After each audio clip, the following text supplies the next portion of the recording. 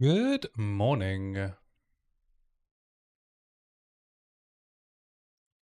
How are we today?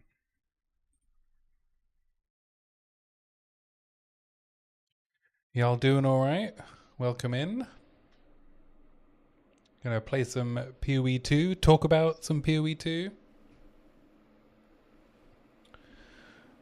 I think we have a lot to talk about, eh? We have many, many things to be excited for in a few weeks. Hope you're all doing okay on this fine Sunday. I didn't end up streaming the reveal because I woke up on Wednesday very sick, and I am still quite sick. So we will see how long I am able to stream for today. So no promises. I don't know if my voice is going to hold out because I'm still recovering. I have spent the last few days going over all of the footage, all of the interviews. I've been writing an enormous amount, trying to put together a video that I don't know if I'm actually going to end up making, but I think it's been worthwhile going through the process of writing anyway.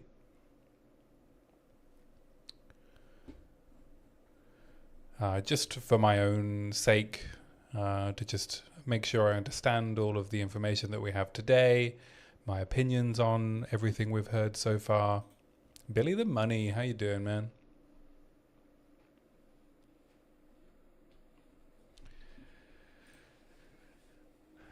But yeah, so I don't know if I'm going to be able to talk a lot, and I don't know if when I talk how stupid I'm going to sound because I am really struggling with being sick.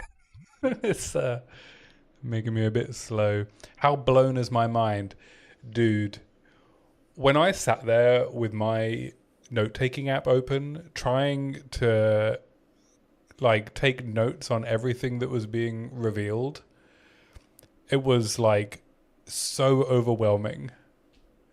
There was just so much and it was just coming at such a rapid pace that I could barely keep up. By the time the Ziggy D Q&A finished, it was 2 in the morning in the UK, but I was exhausted just trying to take in everything they were saying and make notes on it and yeah.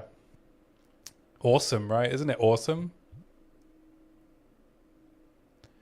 We're going to have so much to do. And like, that's just the surface of what's coming.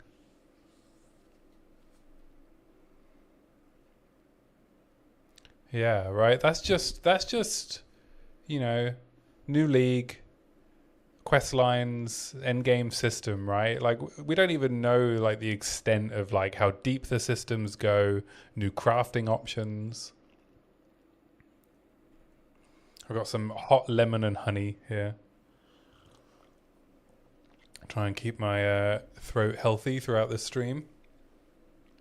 You think it will be 1 month per league to get it? Yeah, I mean, I'm glad I've booked a week off work because I'm going to need it, right? I think for most people, based on what they said, what do we have? We have the Fortress main quest line, which I think is multiple gaming night sessions to get through. The main new league mechanic, I think, is multiple gaming sessions to get through. And then the the five normal leagues, which I think Jonathan said was like one good night of gaming to get through. And that's just to get all the quest lines done, right? Then you've got the Uber versions.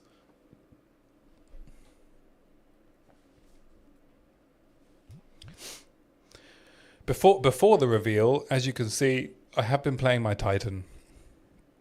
So I got 2 maps. We are through the campaign. I am very happy with how powerful this is. I was helped a little bit by getting an Astramentis from Temple in like Act 3 from the Architect rooms. It's a shit roll, but I think 1 divine orb is probably going to make this much better. But it's let me use Giant's Blood.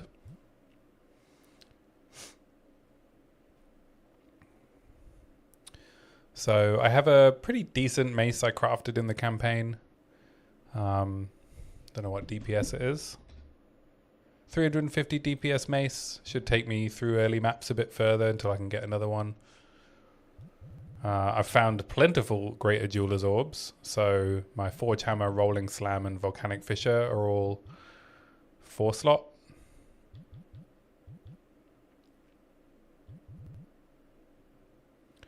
Speaking of which, I'm going to stick a concentrated effect in Forge Hammer.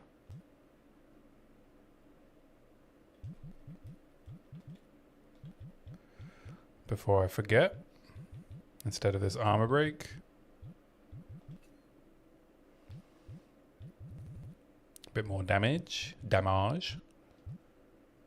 Once you go mace, you don't go back. Yeah, it's, I have to say, I mean, obviously there's some sketchy moments because of like getting locked in to animations and stuff.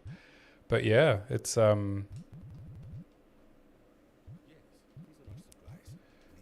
it's really fun. All right, let's do our first map. So what are you most excited about in the new patch? You go first. You tell me, like, what are you gonna do first in the end game?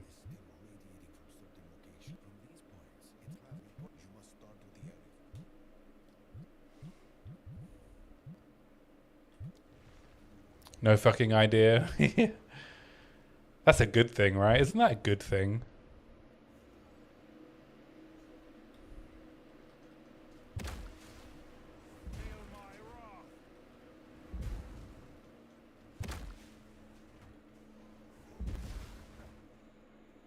Thank you for the follow, Nyx Unchained. Appreciate it. Welcome in. The runes look crazy. 160 new runes, right? Yeah. And the, like, I think the campaign rewards are like maybe even better than Temple, but in a different way. So I think what's the power of Temple currently leveling in the campaign is that you get access to crafting, basically. You get exalt crafting.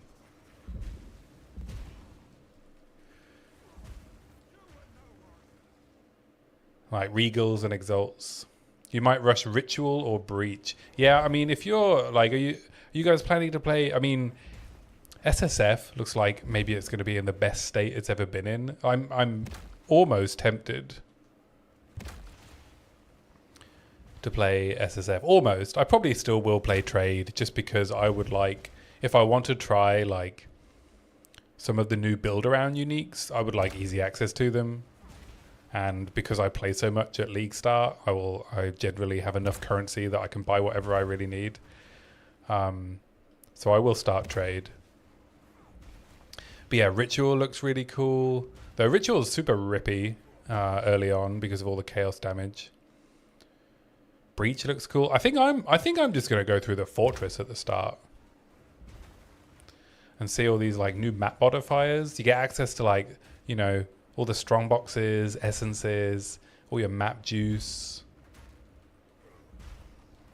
I think I would enjoy doing that. Especially getting tons of essences right at the start will really help with crafting.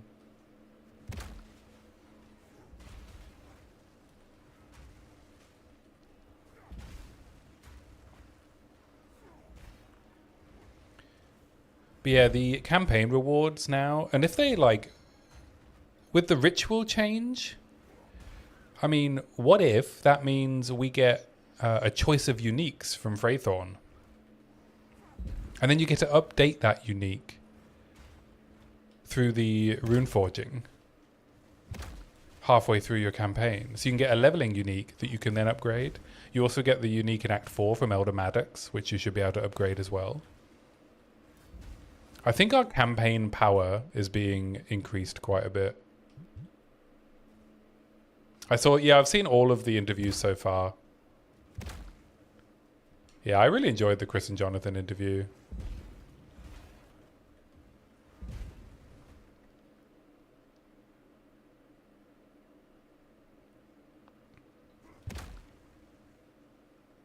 You almost cried there. Yeah, it was really nice. It was nice to see how proud Chris was of what Jonathan has done. Like, I think that's just, it's very, what's the word I'm looking for? Not wholesome.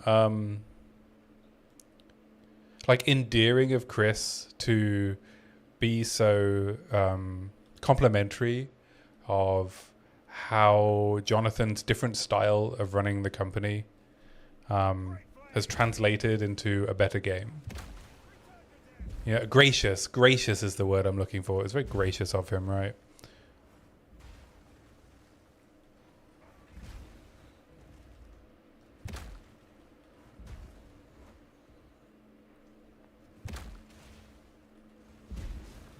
Yeah, they have nice chemistry.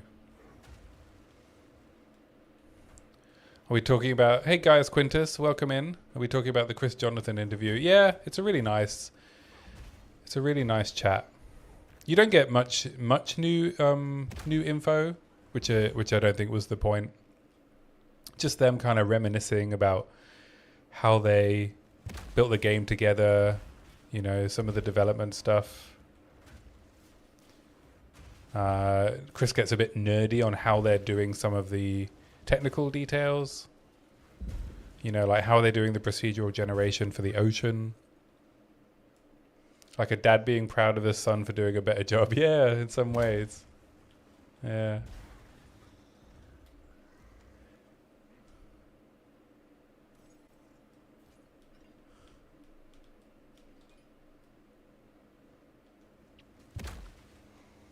Yeah, GGG just seems like a pretty decent company, right? Jonathan seems very hands-on. He wants to be in there, doing in the weeds. Like helping to build stuff. Jonathan, Chris are such massive nerds. You love it. Biggest reason why POE 1 and 2 are such good games.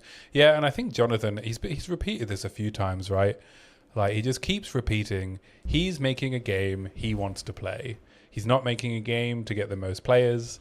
I mean, obviously they do things to get more players, but ultimately, he loves ARPGs. He loves playing ARPGs, and he loves making them.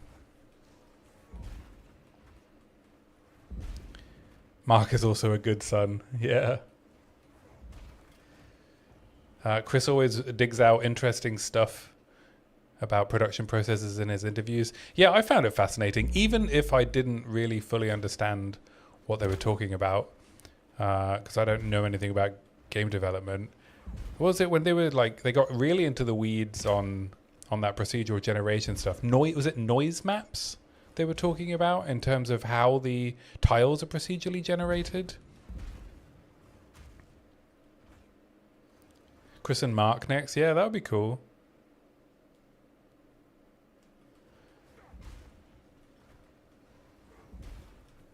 Yeah, it's like, what is it? It's either noise maps or like a noise function that denotes whether or not something will get generated.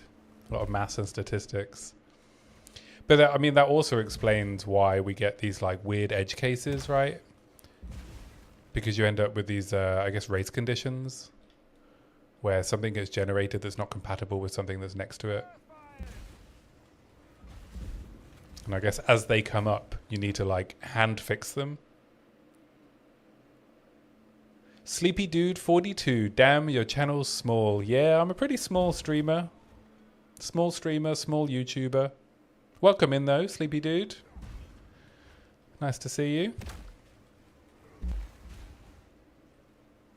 Saw DM react to my video. Which one? He's reacted to a couple of my videos.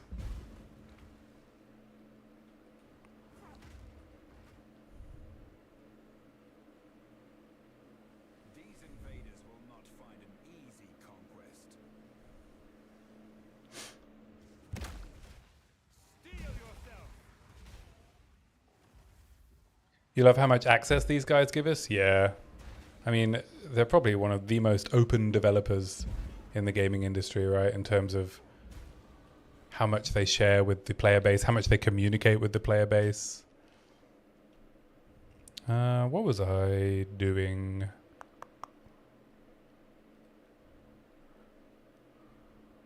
I think I'm just stacking a bit more armor at the moment.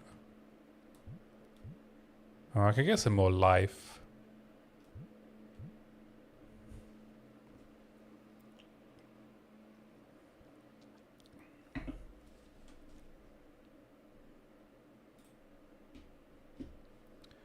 Sorry, I unhid your message.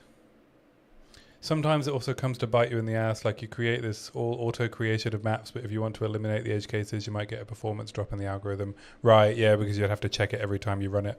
It's a good point. Let's check my plan. What's my view on life and armor? Currently, I think it needs a little bit of help in the mid-range. I mean, obviously, when you're heavily invested, it's very powerful. I think I agree with the take that Mark said that there's not enough clusters like this one, right? With armor applies to elemental damage. Chaos is obviously an issue because there aren't really many sources to deal with that. When I played my Warbringer, in order to feel comfortable, I ended up having to add energy shield. It felt necessary. I don't think that's the case with Titan, just because you have these extra life and armor nodes and hulking form. But yeah, it needs some help. And I think they need to better communicate max hit. I'm going to keep reiterating that. Oh yeah, I was stacking rage. That's what I was doing. Yeah.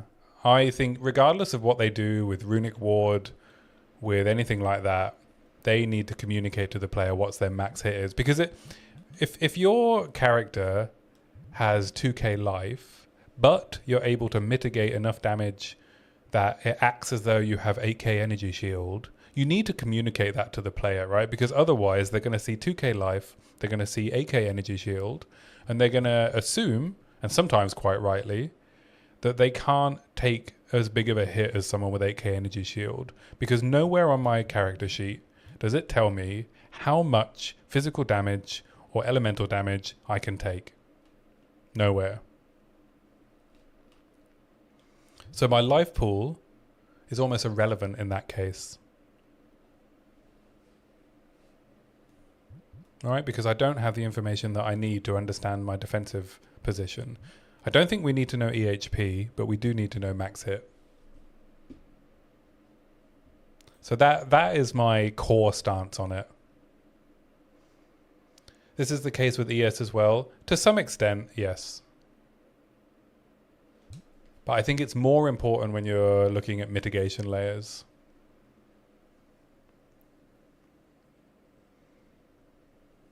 Stun threshold would be really nice too. ES is more easily attainable. That's true as well, yeah. I think it's easy to attain and it's easy to recharge, right? My Warbringer had no ES on the tree and he had 1500 energy shield. Like, how much armor, how many armor nodes would you need to take on the tree to get the equivalent of a 1500 max hit boost? It's a lot, right?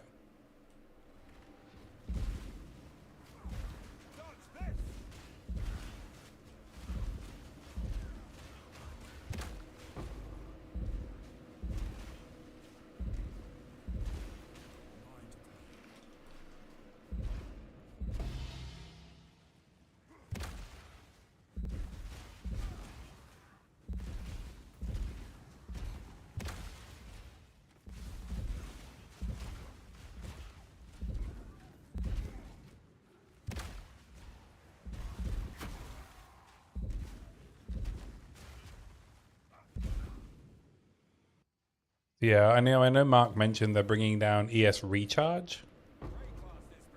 One breach splinter. Oh, I should probably go run the temple. I ran a temple earlier in the week and I killed the architect and he dropped a increase crystal capacity and I accidentally deleted it instead of using it. How do I feel about the 0.5 reveal overall? Anything I'm particularly excited about?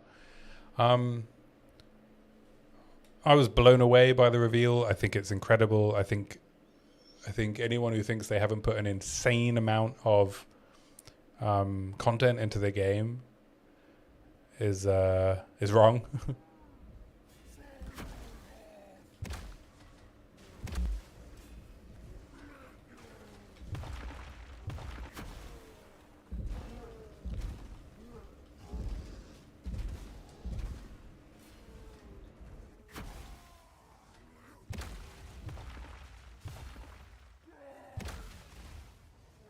Let me just kill this boss and then I will continue monologuing.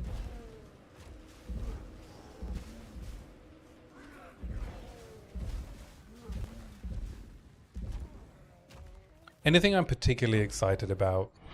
It's hard to say, right?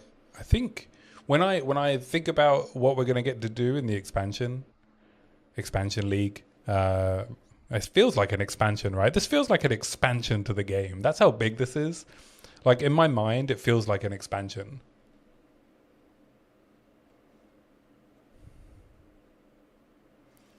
So, well, how do I have a second breach?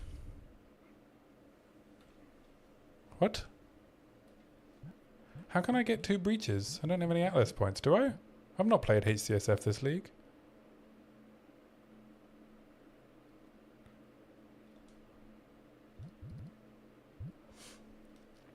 Yeah, so I think it's probably all the quest lines, right? Having that sense of progress. What I also got from the reveal and the Chris Jonathan talk is that there are a lot of stuff marked hid in the game. Yeah, I think there's going to be a lot of Easter eggs, a lot more rewards for exploration, like interesting interactions.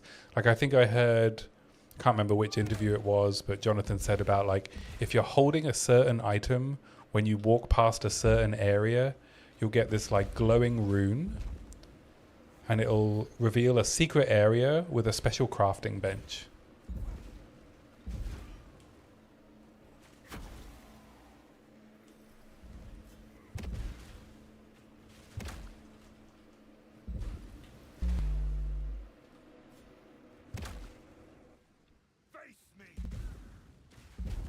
Hey protagonist, good to see you. Overwrite Maya with simulacrum. Yeah, every Maya is now a simulacrum. And I also like that the questline structure is like very similar but has different twists on it. So, you know, Ritual and Delirium, you shape the area on the Atlas yourself for the secondary part of the questline. Whereas Breach and Abyss, you go and find the areas on the Atlas. I quite like that. I like there being a reason to explore, more things to find while you're exploring.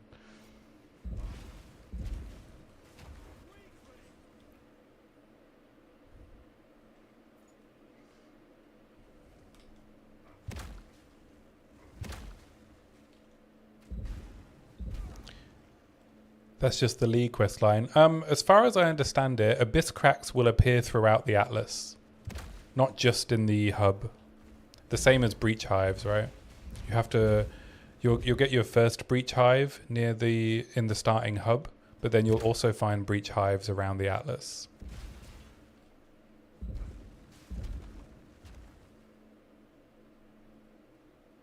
And I'm pretty sure it's the same for Abyss because Jonathan is very excited about the fact that Abyss creates cracks in the Atlas.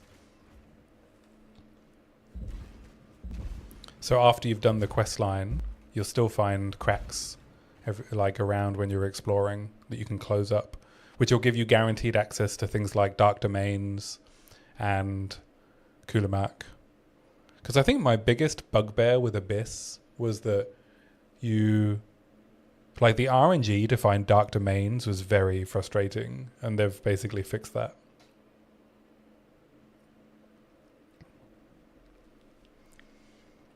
We'll see how it shakes out, but it looks like they added so many great tools for SSF players. Yeah, absolutely, right? I think this is the most friendly to SSF either game has ever looked.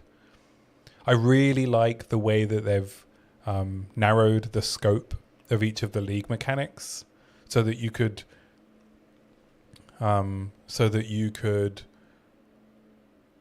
progress your character in every regard over time just by focusing on each lead mechanic. So if you had like one character you wanted to min-max all on your own, you know, you've got your basic rare crafting with essences and Abyss.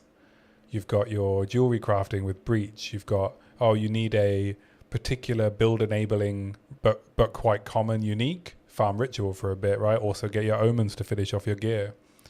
You've got expedition, right? Rune crafting, rune forging to add additional power, upgrade uniques. It's just endless. Not going to lie, I'm worried about farming Kulamak next season. I'm hoping we get like a bit of a tune-up on Kulamak. I think I think Protagonist is talking about specifically farming Kulamak for his uniques, so that for his build.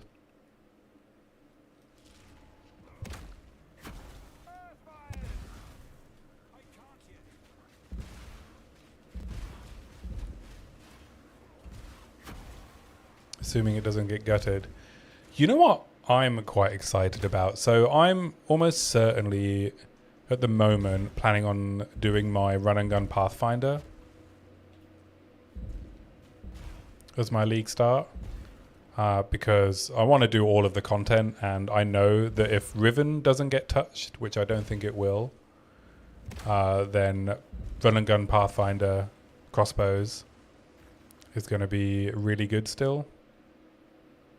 Oh, you don't know if people are going to be holding onto their invites now, right? But I realized, so in my run and gun build, I use Rampart Raptor, which is what, a level 1 unique. So I'm pretty sure with rune forging, my single target weapon is just getting a straight up buff for Riven spam. So I'm just going to have more base damage, but the speed of Rampart Raptor. How crazy is that?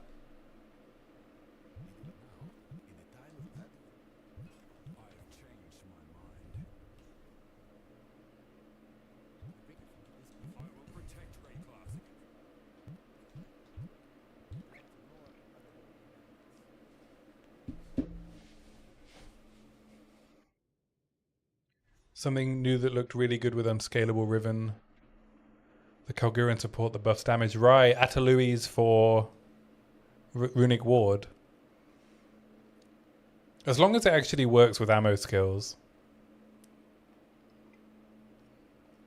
The problem with those spender skills, I can't remember the wording on it. Hang on, I've got 188 screenshots here.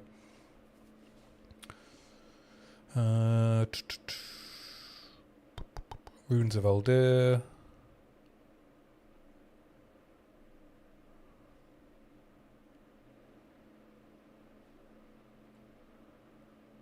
Runic Infusion. Let's have a look at the wording. Yeah, I don't think Runic Infusion is going to work with crossbows.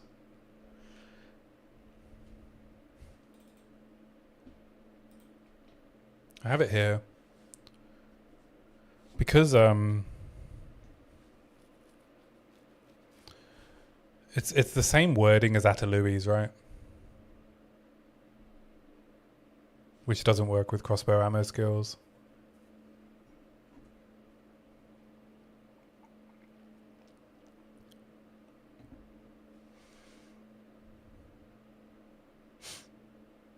Because the added damage is related to the spend, because the spend is on the reload, I think it won't translate.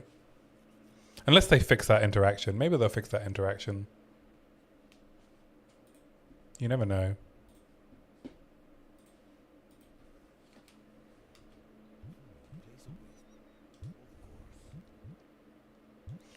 Time to go to my hideout. They also read your mind with the Icefire, Kalguran, Unique, and Spell. Right, yeah, that looks really cool. I mean, there's some really big things, right, and to build around. Like, the bow looks really cool, Periphery. The wand looks really cool.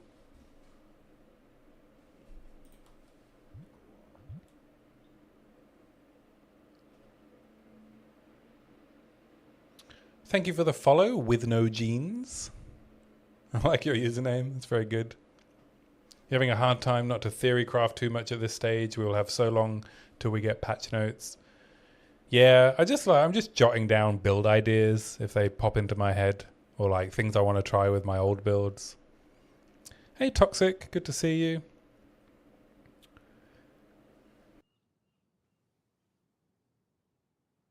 Sorry, I'm going to be muting to cough quite a lot, I think.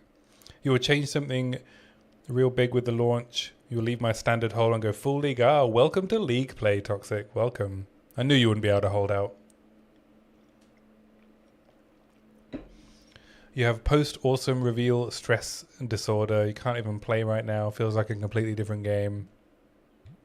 Understandable. Very understandable.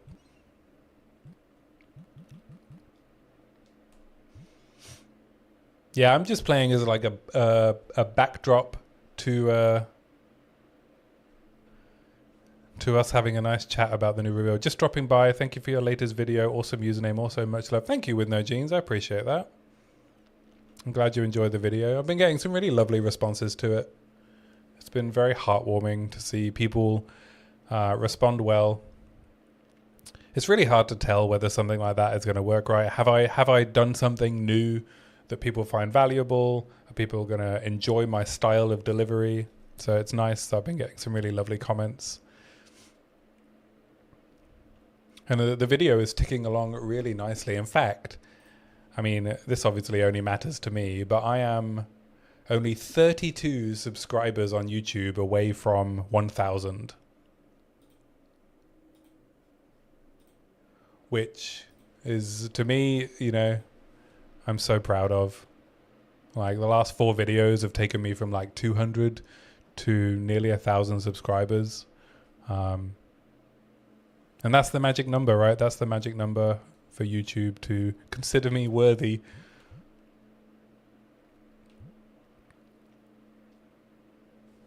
You found me through the latest vid, really enjoyed it. I'm glad you did, Mineral. I'm glad you did. Thank you for hanging out. It's nice to have you here. I guess they have to nerf grenades this patch. The new Huntress Ascendancy gives +6 to proj. Imagine that on a grenade build. But it's level 22, so 2 points. Maxiros, thank you for the follow. I appreciate it.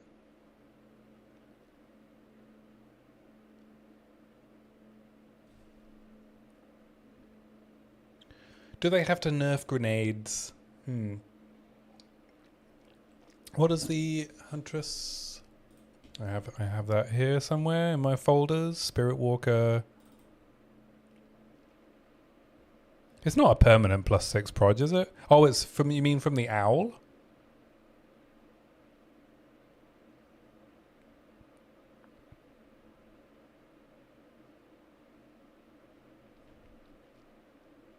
Dodging can expend up to 3 owl feathers.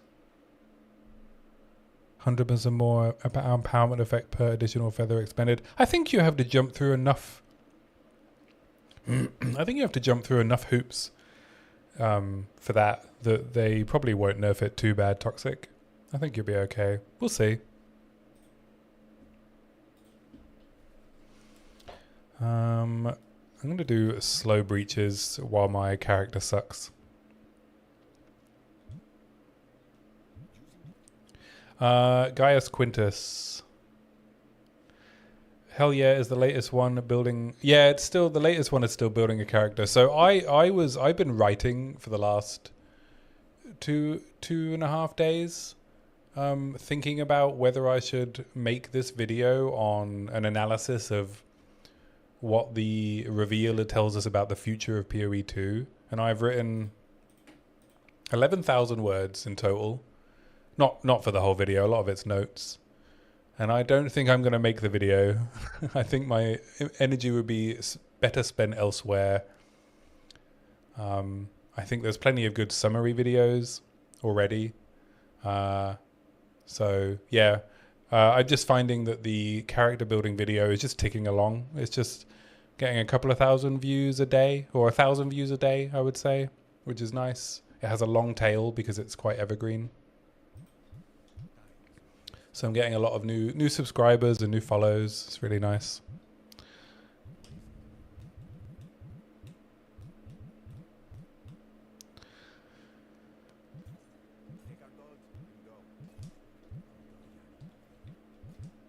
Yeah, I'm not sure. I guess my next video, if I don't end up making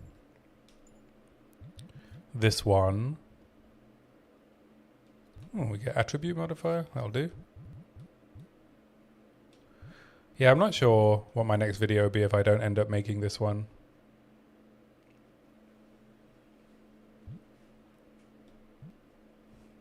Schwingy marked my video. Yeah, I got a really lovely comment from Schwingy saying he was going to recommend my video as anytime anyone asks for build making advice.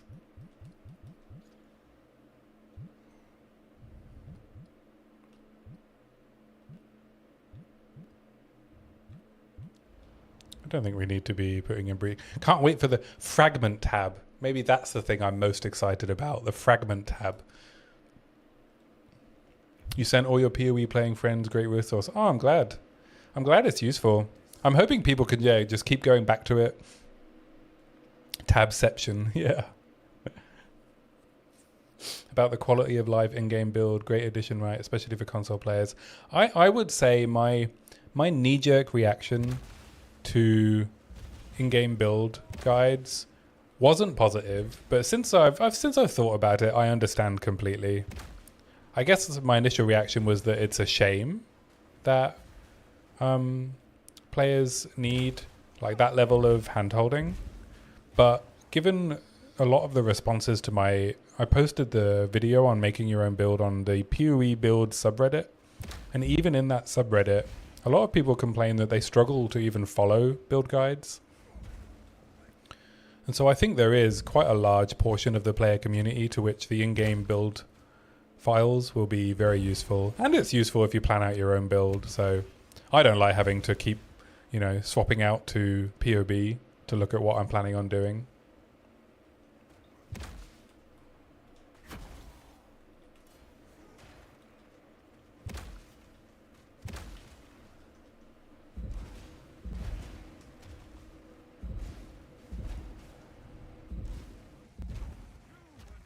So yeah, I think it's a net positive. The only thing is I don't know how much work it's going to be. If I want to release a build now, do I have to do a build file? Builds are already quite a lot of work, to share. If you want to share something that's like easy to follow, it's quite a lot of work. And I don't know how much additional work this adds to it. You'll be interested to see how the content creator meta adapts to the in-game builders. I think it would just become a requirement for certain types of build, right?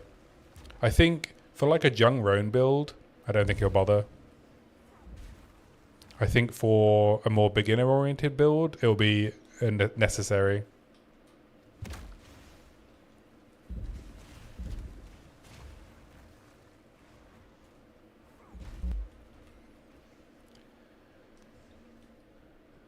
You might be able to just do a showcase and let the planner do the heavy lifting. Toxic has a big problem with it, and it's massive. You put out a 20-minute guide and they just look for the link in the comics and they're finished with your video. That happens anyway, right? People are just looking for the POB anyway. Those people are going to be the same, right? I think this is the thing. I don't think it changes the behavior of anyone. I don't think people that were looking for more information suddenly stop, and I don't think that people that were looking for less information behave differently. Personally, yeah, I'm not sure what approach I'm going to take. I would rather put out a build video that talks about why I've made the choices, how things interact within the build and how the build is played,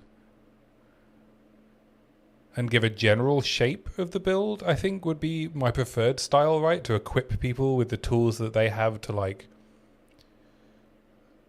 to equip people with the tools that they have that they can use then to like put their own spin on a build. You don't have to look at it as hand holding even for yourself. You lose track. Yeah, I agree, right? I'm the same, right? I'm like, oh, what was I going to do next?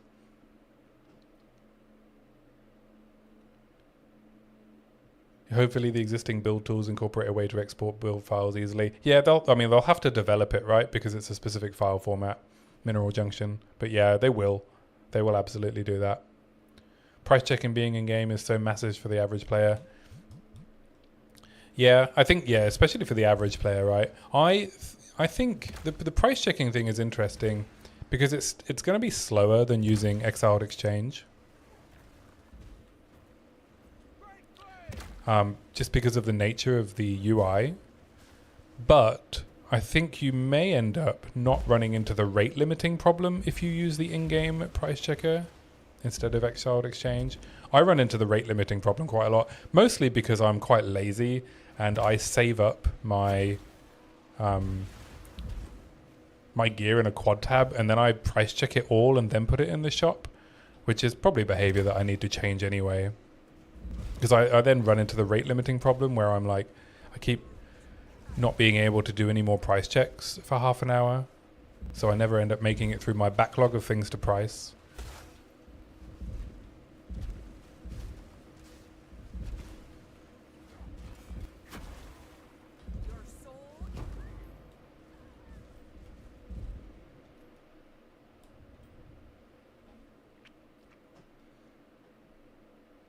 Mr. Streamer, do I have a guild for your friends, AKAs? No, I do not have an in-game guild. I do not.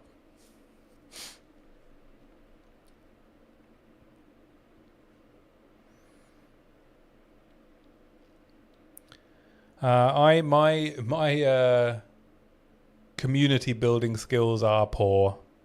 So this is the community at the moment, right? It's the Twitch chat. I was thinking it would have been nice to have a place for you guys that like to come and hang out and chat with me, for me to be able to say whether or not I'm going to be online, because I've been sick this week. I know I said that I planned to stream the reveal, but I was so sick, and I still am, and so it would have been nice to be able to have somewhere to say like, oh hey guys, you know, I'm not gonna stream, or this will be the schedule because I'm feeling unwell. That would have been nice, right? I don't think there's a good way for me to do that without Discord, so I'll think about it. I'll think about setting something up. I can't use the external stuff on GeForce now, so the price checker is awesome. Ah, yeah, that's a good point. Yeah, you can't use those overlays on GeForce, right? Console people will rejoice. Yeah, I don't know if they said whether or not the build files will be available for console on day one. People are saying they're not going to be, but I'm not sure. Console players can't use Exile Exchange. Yeah, so yeah, price checking on console is a big thing. Oh, this is a big paragraph. Let me have a quick read of it with no genes. What do I think about problem recognition?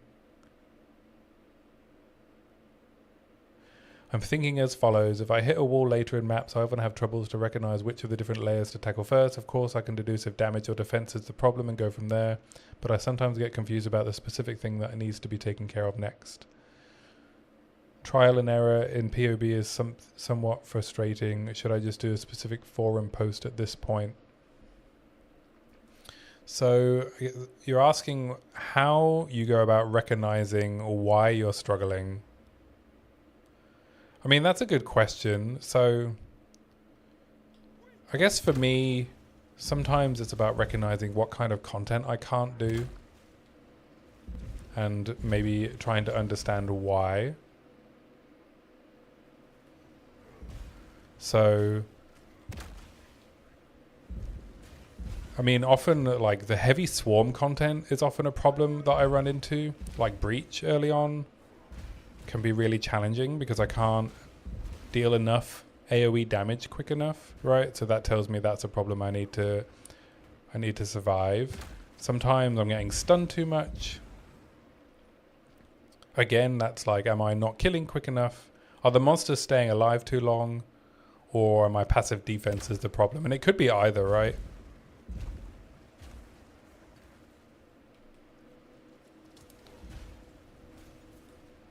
But I guess you're asking, how do you recognize which part of the build is holding you back?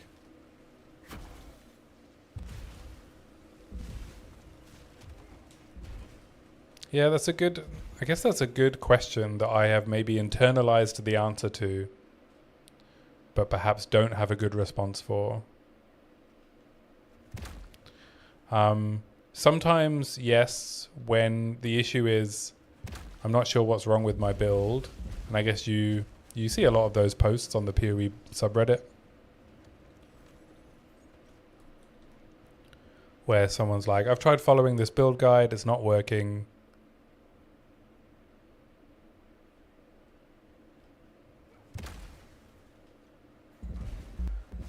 And then people will give you advice on like which part of the build guide you've missed. So yeah, sometimes you just need to use the community, right?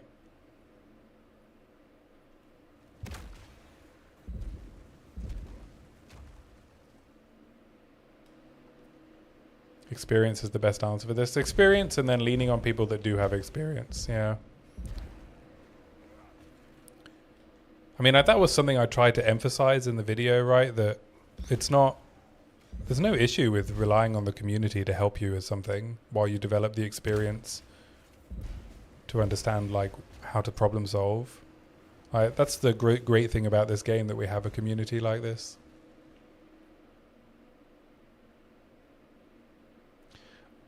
Was Brain AFK, you mentioned the interaction with us, was it about the guild? It was about having a Discord, Toxic, just so I have somewhere to communicate schedule stuff. Now that it seems that, you know, I have people that would like to come and hang out on the regular, I guess it's good to be able to communicate if I'm going to have to change up my schedule because I'm sick or because of work.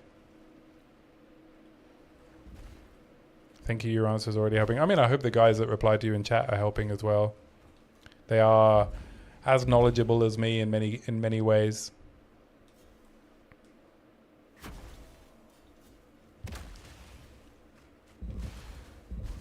But yeah, you will find like the more you try things out, the more you'll just run into the same problems. And you'll be like, I've run into this problem before.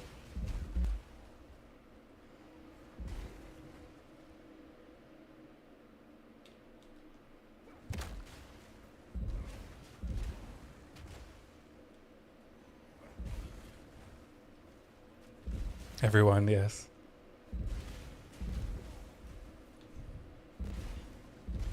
Yeah, I think sometimes people, and I'm not saying this is you with no genes, but sometimes people get stuck into this mindset that like asking for help is weakness.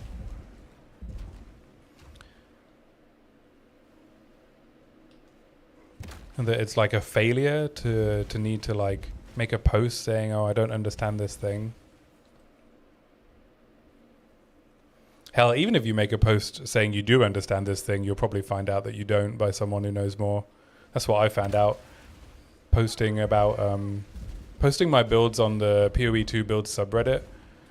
You know, you need thick skin because someone will find an inefficiency. They'll probably make a bigger deal of it than it is, but like I learned more about how damage scales by posting some builds and confidently being wrong about those builds in the way that I described them.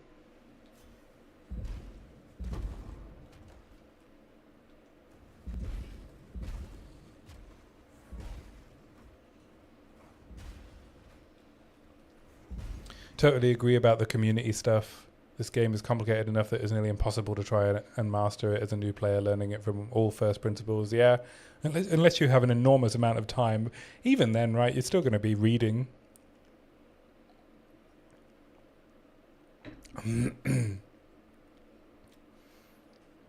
I fear the day they balance his scattering calamity, and I'll have to ask Reddit to help figuring out the optimal math for it.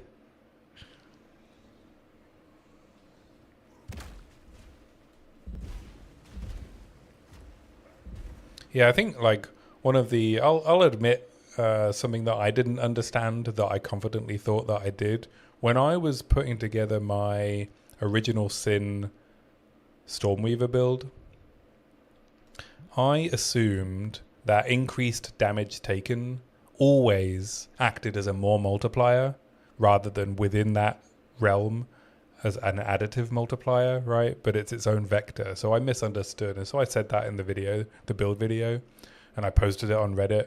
And, you know, I got slated a bit in the comments. And then I just like interacted with them in good faith and like made sure I then understood actually how it worked. And then there was some other comments being like, oh, you're stacking too much increased damage taken. It's inefficient.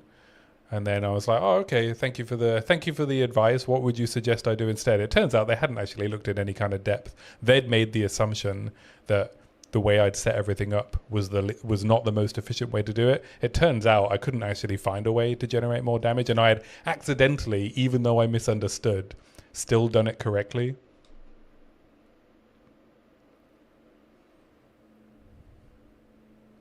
I've always had this moment of looking back on my past thoughts and ideas and go, wow, why did I think that way? I think completely different now. It's like past me is a different person. Yeah, that's a good point, Blader. Welcome in, Blader. Good to see you.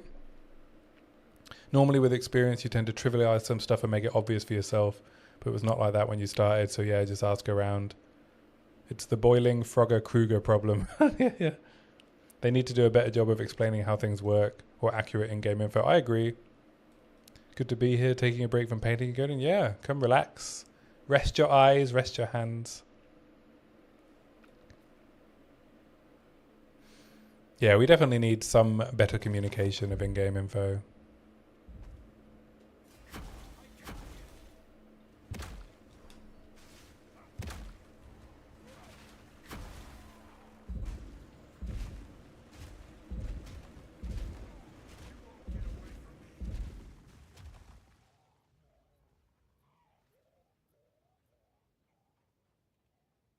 Yeah, I mean, that's also why I don't think I'd be very good at pure beginner guides, which is why I said like, oh shit, that was a big hit.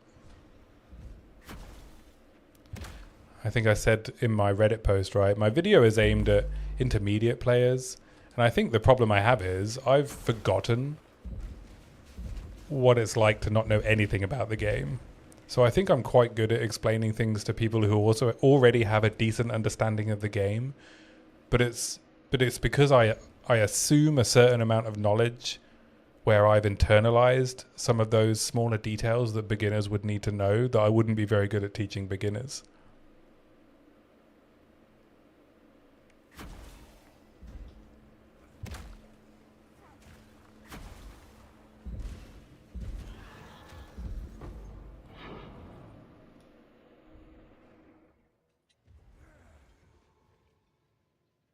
You got a dozen or so plugin changes you need to do before the plugin is finished and usable for your project.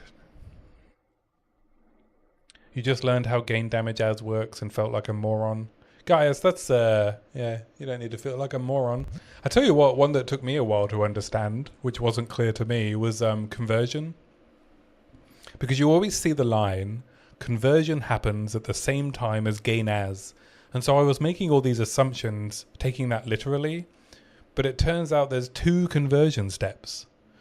And no one ever explains that. Everyone just says conversion happens at the same time as gain as. But what they mean is that secondary conversion, which is after your skill conversion, happens at the same time as gain as. Skill conversion always happens before gain as. But no one ever adds that nuance when they say that. Ooh, 159 life. 1 charm slot though. Oh, never mind. Never mind, it's junk.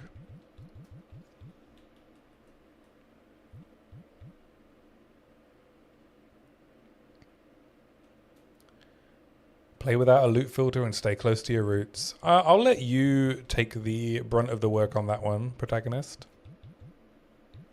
You could be our resident no loot filter tester. I'm happy for you to take that mantle.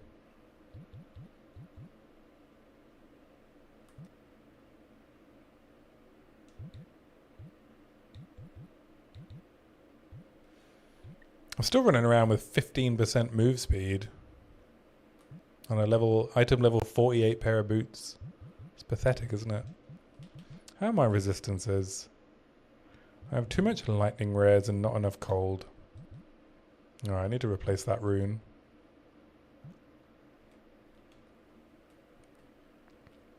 I think we'll have a lot more agency in the campaign going forward. Oh no, cold. I want cold.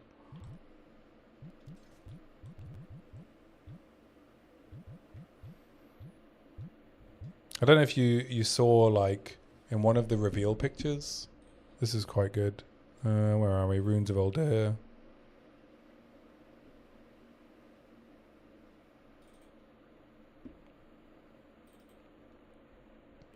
This one, where you get a choice of runes, and I'm assuming this is an and, the implicit inscription. So you get your guaranteed league reward, and you get one of these powerful new runes.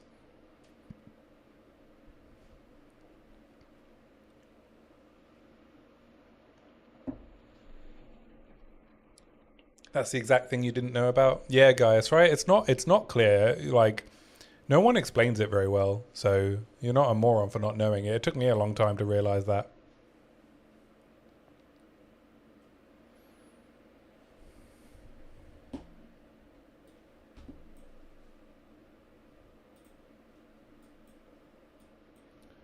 You wish the loot filters would work on Xbox?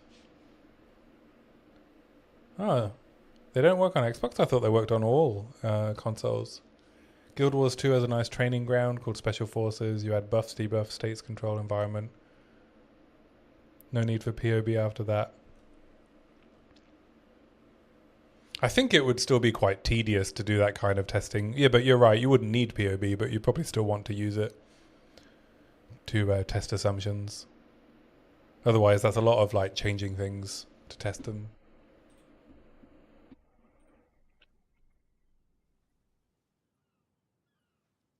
Every time you apply a filter after going to the site, it tells me file not found, and support just tells me there is nothing they can do. Oh, I'm sorry, Walter. That doesn't sound very good.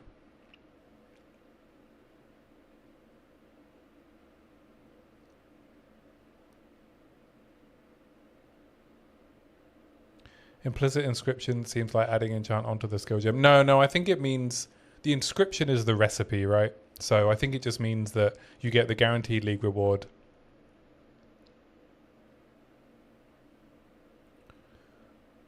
as part of the reward. Otherwise, what's the point in the choice, right? Because you want to want your level 5 skill gem. I'm assuming you get both. I think we're getting more campaign player. Yeah, I've used loot filters on PS5. I think Walter might just have a specific problem with their issue. I don't think it's a general console problem. Do I have a job or am I retired? Yes, I work full time. Thank you for the follow, Sleepy Dude. Appreciate it. Yeah, I have a full-time job. I design operating models for global enterprises. So I spend a lot of my days making slide decks trying to explain very complicated systems to people that most of the time aren't really that interested. And I'm trying to convince them to change the way they behave in order to achieve better outcomes through software engineering. Could you believe that that's my job after watching my videos?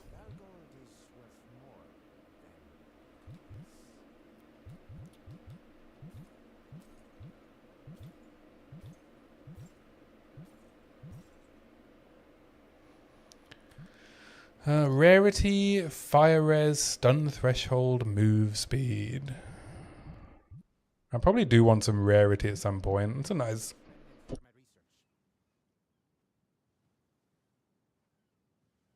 Not gonna lie, that sounds horribly boring. I used to find it really interesting. I used to have a lot of curiosity for it, but then once I built a framework that explained to other people how to design operating models, I lost interest. So I'm pouring my creative juices into this YouTube and streaming project. Reed is a smooth operator, exactly. Making infographic and videos to explain things, why and how they work and how they're better. Nah, not at all. I was going to say, I know Jonathan said their goal is so players don't need a filter, but I think there's ways off of that after. Yeah, I think they've given up on the you don't need a filter idea. Right, I need to take a 3-minute break. Also nice to rest my voice a bit. I don't know if you can hear it cracking. So I will BRB and run an ad. Stretch your legs, get some water, go to the bathroom. I'll be back in 3 minutes. Drink some OJ. Yeah, I've got lemon and honey. But yeah, I'll be back.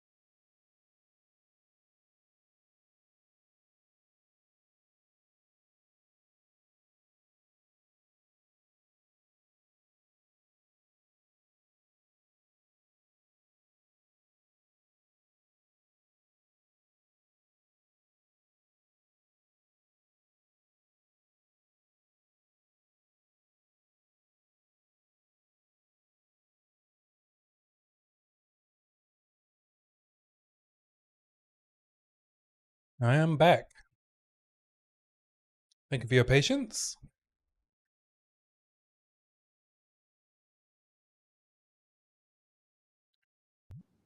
What are we doing? Keeping this. Keep these. We keep this. I definitely need some gear upgrades. You know, 500 armor chest. Maybe a decent amount of chaos res at least.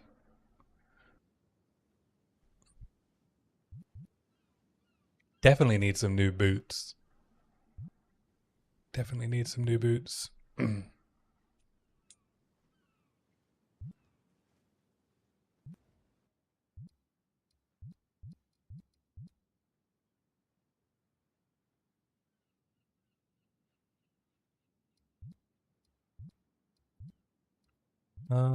Do I want to run all of these? Probably not. I can run... Let's just keep running normal maps. I don't really want to run corrupted maps at the moment.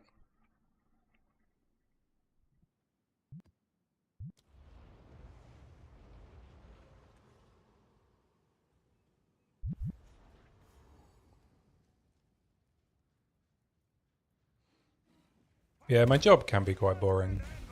I don't think I like playing POE so much.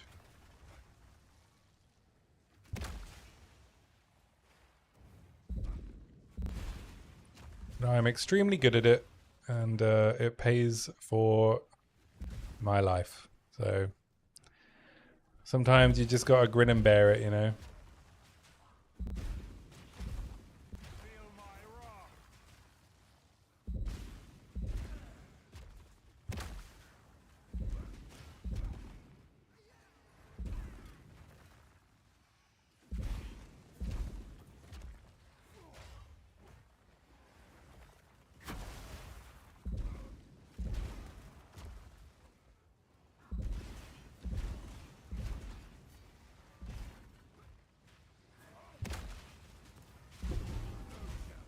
Ooh, tier 4 pair of boots. Are they gonna be good? No. Of course not. Shock duration. Get out of here.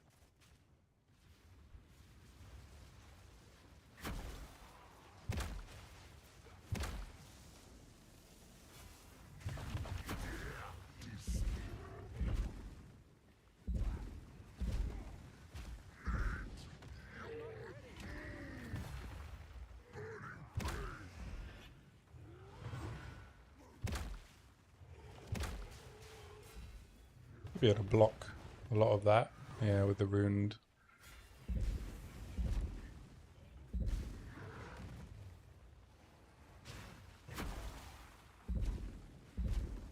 Yeah, we could do with a bit of a damage upgrade.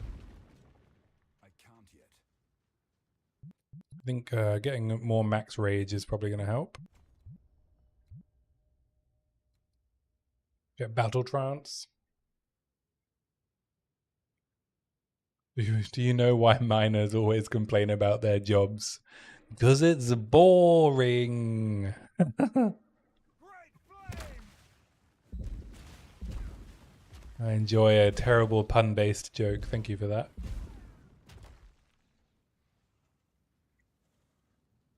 Shockwave totems will also make those fissures keep erupting. I know. But I'm a manual man, you know? I like doing things the hard way. I don't want to add too many things that aren't Forge Hammer.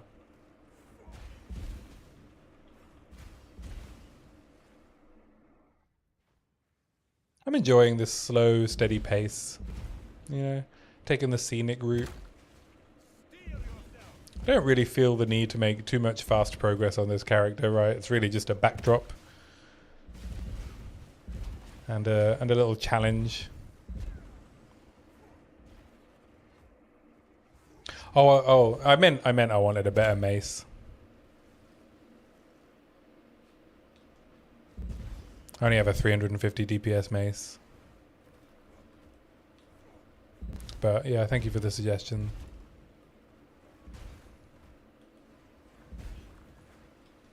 When I set everything up, the damage is pretty good. It does take quite a bit of setup though. Be nice to get some attack speed on the mace. I think that's something I need to look out for when I'm building it. Oh, whatever media. How's it going there, man? Good to see you.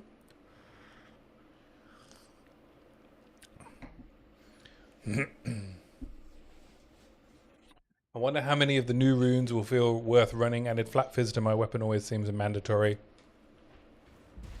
It does feel mandatory, right? Because it gives you the biggest DPS number. But I think you shouldn't underestimate utility.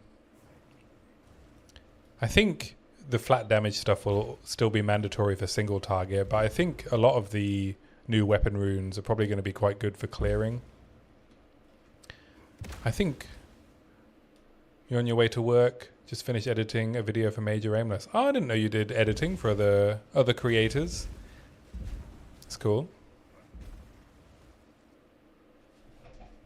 I know you're very prolific in the community, whatever. I know you're a stalwart and valued member of a lot of the HCSSF community. I didn't know you were also an editor. Endless energy, eh?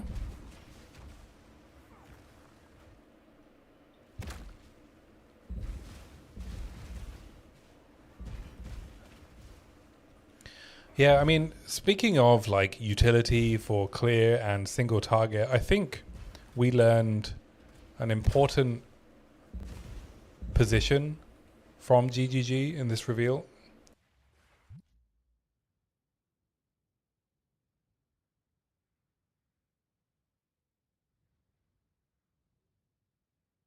Excuse me, I'm starting to cough a lot more. I think I'm probably only going to make it 3 hours today before my throat gives out completely.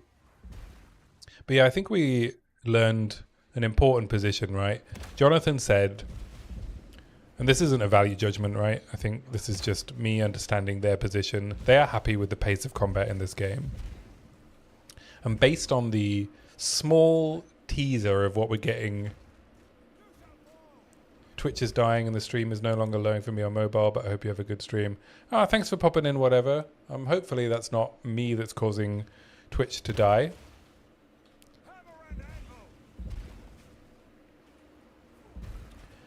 Well, I mean, yeah, so this was going to be my point, right? So based on what we've seen in terms of how you can scale,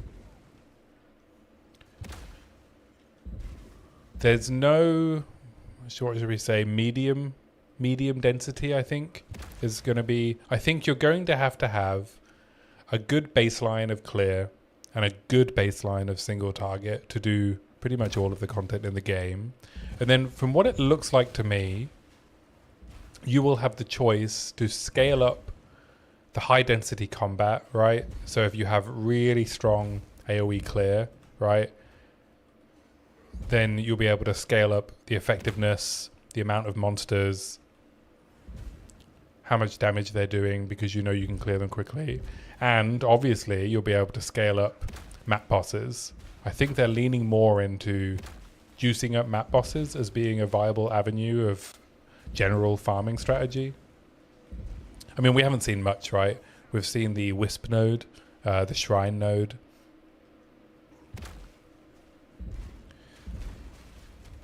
And so I think those will be your choices, right? When you're doing your like Atlas build.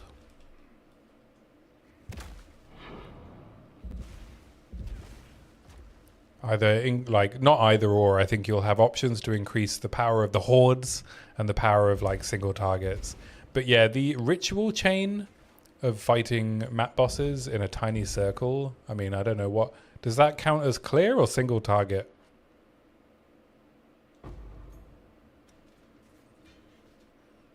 I imagine it's single target still, right? Because they will spawn sequentially, you would hope.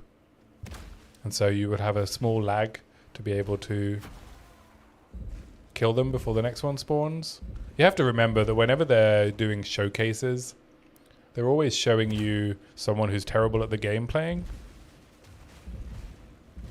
so that you can actually see all of the things happening, rather than like Mark playing, right? Where he'd be like, oh, look at this new mechanic, and you wouldn't even see it because Mark will have cleared the screen immediately.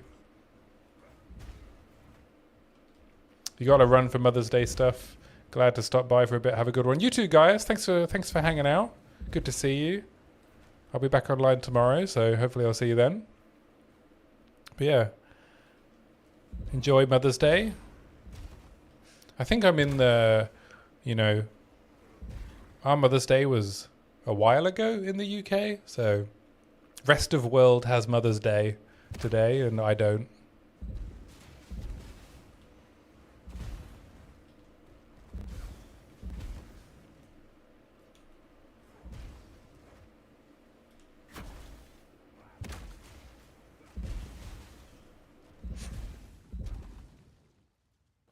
But yeah, I think we're, you know, Jonathan said he's happy with the combat pace of the game, and I'm happy with the combat pace of the game, right? I think combat is meaningful in many ways. I think what we have is a very fast and snappy ARPG combat system, but one where you need to take into account for the fact that you're not always going to be able to react. They also made it very clear that they want feedback on outlier one-shots. They don't want one-shots in normal, non-telegraphed cases to be the way that they deal with players' defenses.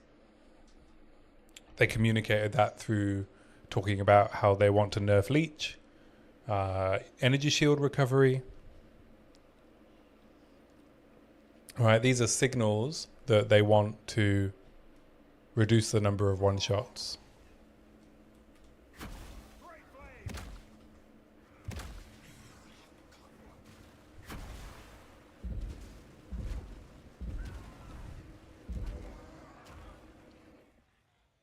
Alright, that one went down pretty quick.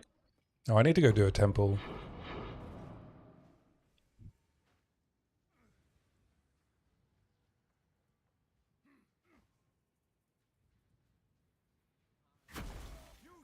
Yeah, we'll have to see to what extent we can juice map bosses and whether juicing them will be rewarding, right? Because people tried juicing map bosses already with the various mechanics that allow you to, and apparently, I haven't tested it, but apparently they still don't drop anything. So we'll have to see if that changes. Thank you for the follow, Game Politici? Wow, I don't envy all the... It's so difficult to pronounce people's names just reading them quickly sometimes. But yeah, thank you for the follow, I appreciate it, welcome in.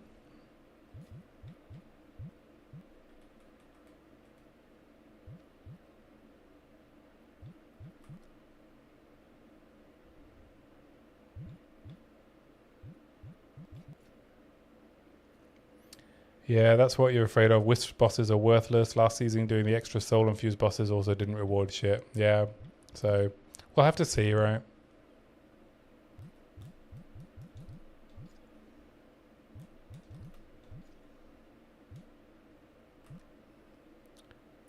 No spare prefix. None of these are any good.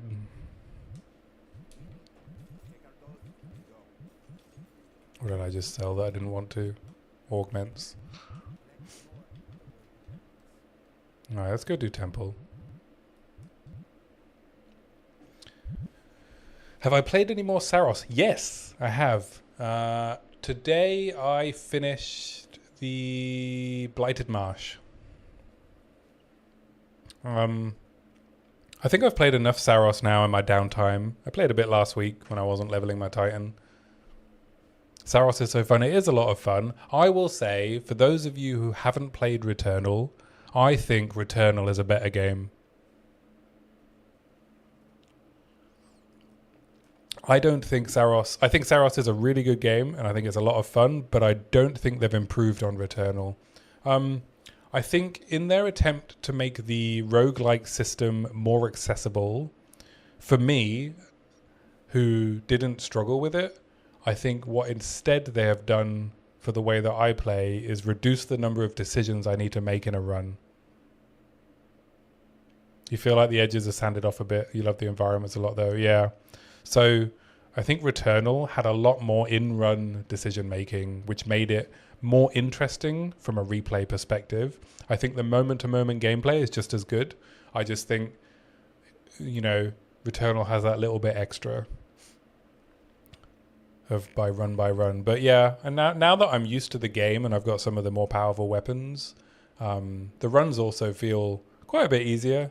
I think the game gets easier as you go along, right? I think one of the funny things that happened though is the first boss took me quite a few attempts because I hadn't paid attention during any of the tutorialization, and I didn't know you could absorb blue attacks with your shield to power up your power. So I was like, not knowing that, I was struggling with the first boss without doing any shield. I wasn't using my shield at all. And then it turns out once you know that you can power up the shield, that you just get a bunch of free power attacks every phase. And then it was really easy. Yeah, same. You were reading a lot of the tooltips, right? Yeah. So I was like, this is so hard. What am I missing? So I looked up the mechanics of the game again, was like, oh. I knew I must be missing something because the first boss was much harder than it should have been.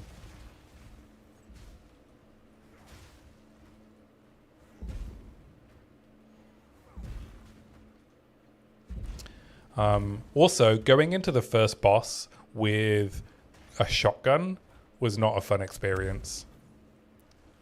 I would not recommend trying to do the first boss with a shotgun.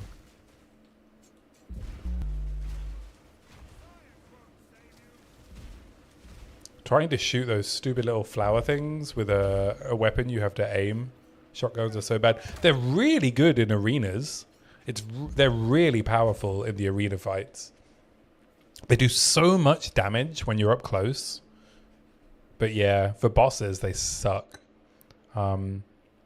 Before I got the repeater crossbow, my favorite weapon is the onslaught rifle. I know it has the downside of no auto aim, but when you get that damage ramp, oh, it's so good.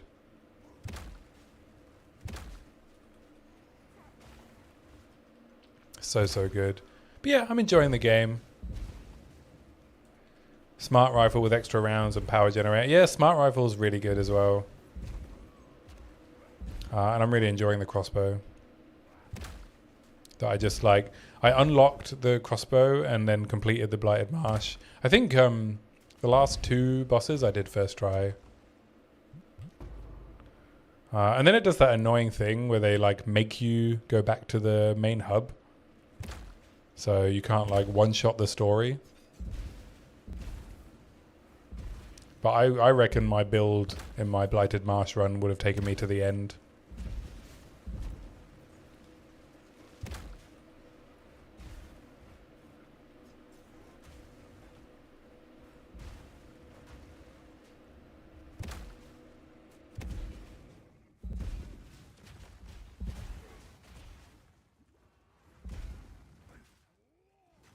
Yeah, smart rifles good.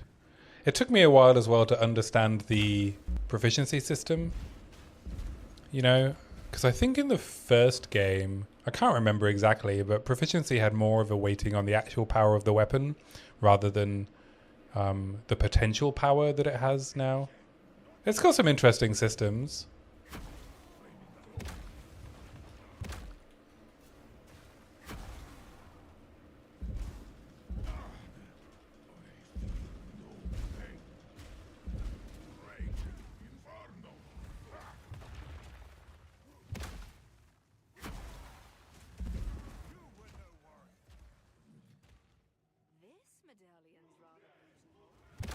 Yeah, I will finish it. I'll finish the game. But yeah, I would, if you haven't played Returnal, I think you will, if you enjoy Saros and you like the challenge of it and the roguelite elements, I think you will enjoy Returnal more than you enjoy Saros, personally.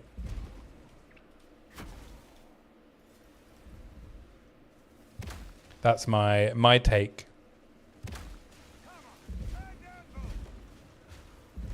And maybe it's, you know, maybe it's better to play Saros first and Returnal second. Then you get to do the progression from good game to great game.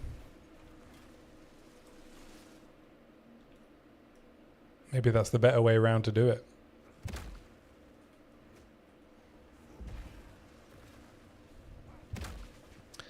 I'm also playing a bit of Slay the Spire 2 in my downtime, you know, when I'm like sat on the sofa, when it's my partner's turn to cook and I'm waiting for dinner, I play a bit of Slay the Spire 2. Slowly making my way to Ascension 10 with each class.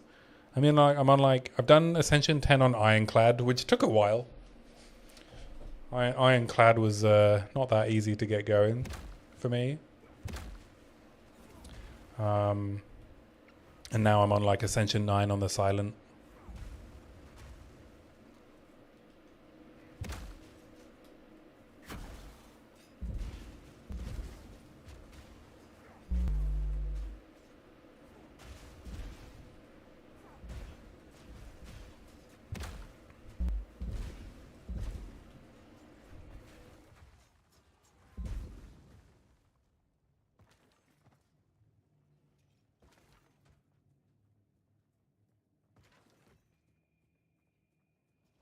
How do you guys feel about the filling up the Atlas tree as progression and then having the masters as your like trade-off Atlas build?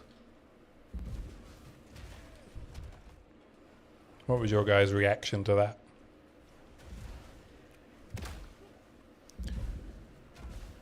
Yeah, like having an Atlas tree that you just fill up completely with some multi-choice nodes that increase difficulty for reward, and then having the Atlas masters like Jado, Doriani, and Hilda as your avenue for like customizing your experience.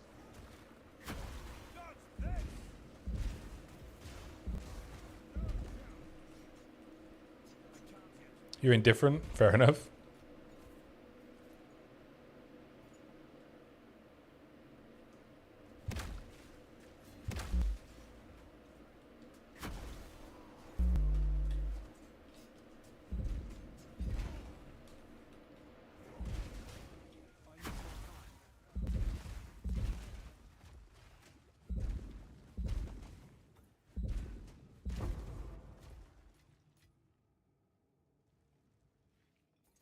I think it's quite cool that we get this like satisfying thing to fill up.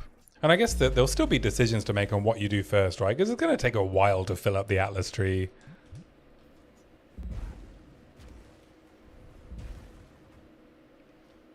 Because what you have to get to the new pinnacle.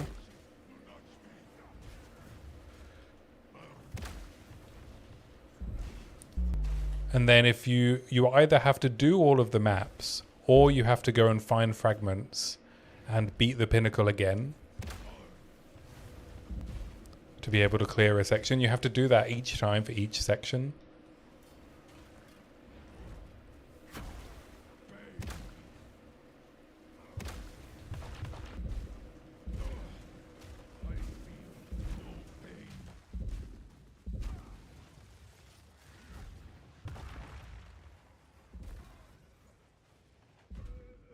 You asked me a hard-hitting question. Yeah, go for it.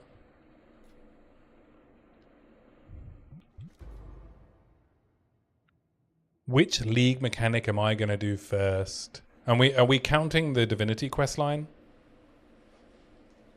Are we counting Fortress as a league mechanic? Because I'm probably going to go into the Fortress first.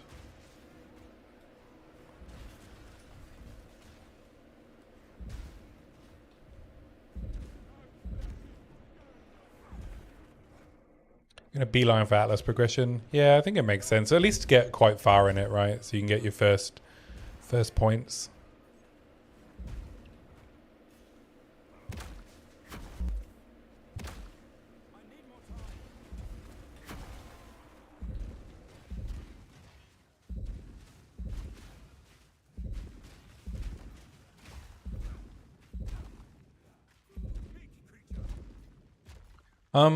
Yeah, it's hard to know. I mean, I think the general consensus is probably that Breach feels like a good one to go for early. But Breach is quite difficult for some builds early on in the game. Oh, almost got killed while I was sipping my tea.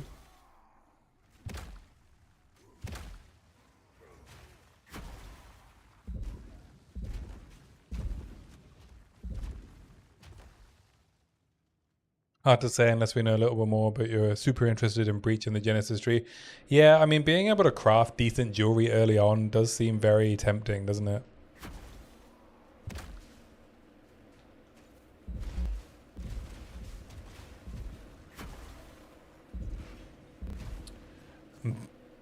Beauty Cutie, or is it Butty Cutie? Thank you for the follow. Appreciate it. Welcome in.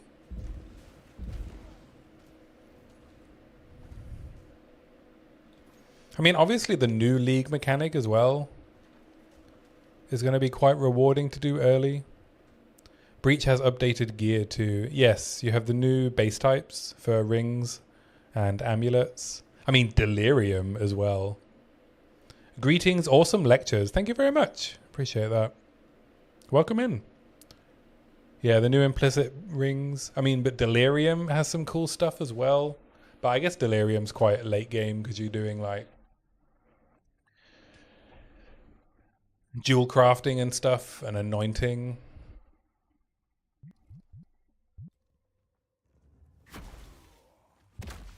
So yeah, it does seem like Breach might be the most useful thing to do early, right? Which is probably why people are looking at that. But I think the expedition stuff will be useful as well.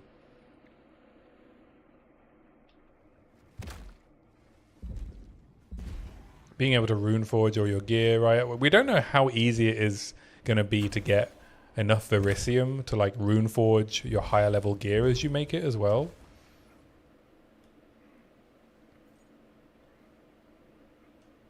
And how good some of the runes are going to be for like supplementing player power. Or also, actually, no, I want to find the Kalguran skills. I'm hoping we get something cool to do with poison with the Kalguran skills. Because, I mean, yeah, keep forgetting, right? We're getting transfigured gems. Trying to min-max tankiness for Arbiter. 27% damage reduction, 90% fire res, 12k ES. Barely enough for 3 hits. Hope they adjust it in the upcoming late. Do you mean his, like, sword swings?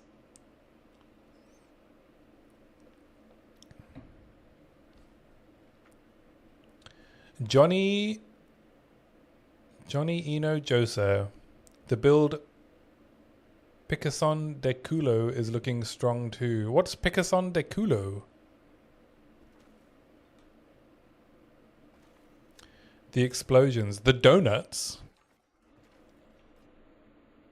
Or the big slams that he does when he like flies up in the air and throws his sword at you.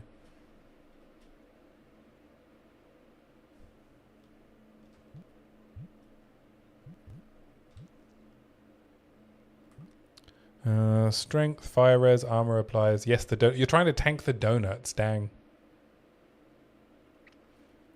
You can tank 3 donut hits. I think you're doing all right. I think you're doing all right, buddy cutie. Don't think you need to worry.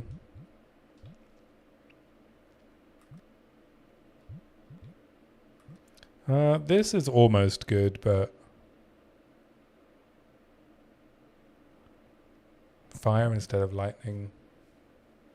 It's not about tanking donuts, it's about not losing a character. You're playing in hardcore then?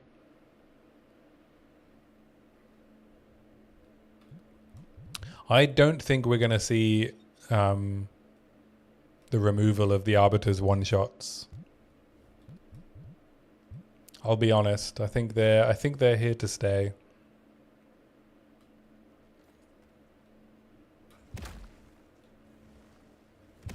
But they could do with the...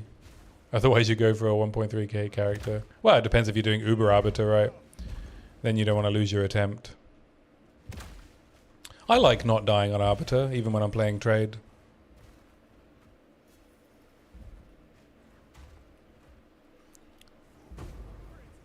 Even when I'm playing softcore trade.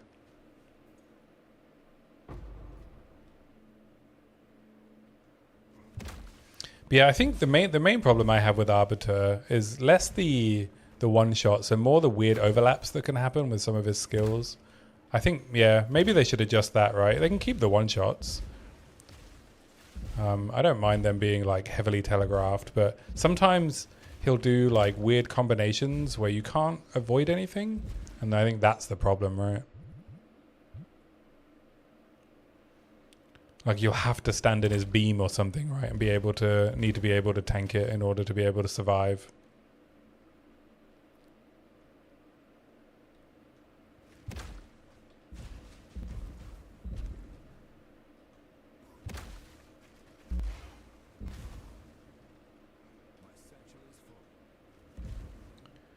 Hey, Chayula Truther, good to see you. You need the patch notes now and intravenously. Yeah, it's going to be a long wait.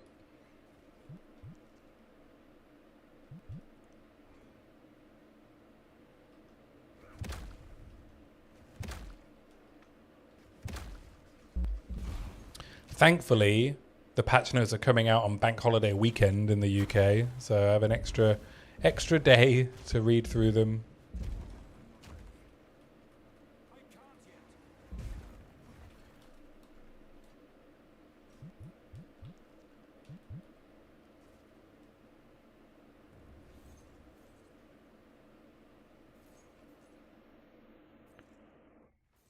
The Arbiter can block AoE may not appear visually. He can cast beam in front of you. Yeah, I think those are the issues, right? It's the non-telegraph stuff that's a challenge for dealing with in hardcore, especially. Obviously, you're right? It doesn't matter if that happens in softcore because you can just try again. But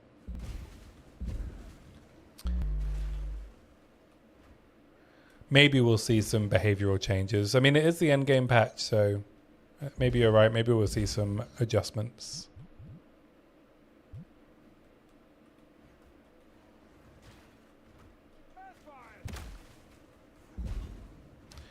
Maybe we'll see some fixes. Arbiter is not the only pinnacle now, so who cares? That's what I think. I mean, it matters because he gates content, right? And I think it's important not to balance the game around hardcore, but I think there should be consideration to hardcore in the sense of there shouldn't be situations where you can't avoid dying. And that is the case in Arbiter sometimes. So he does need adjusting. It also doesn't feel great to lose your Uber attempt. That's why you don't feel like attempting him unless you're sure you have the time to ult F4. Yeah. I mean, when I did him in Timmy League, I practiced him a bunch, so I knew that in all the situations that I could control, that I had a good handle on what I needed to do. And then I just rolled the dice, right? If I got the weird condition where I wasn't able to avoid something, then so be it, was my philosophy there. You can always level another character.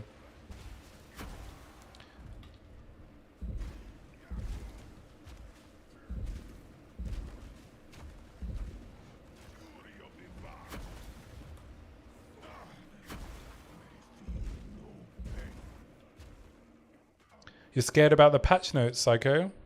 What are you scared of?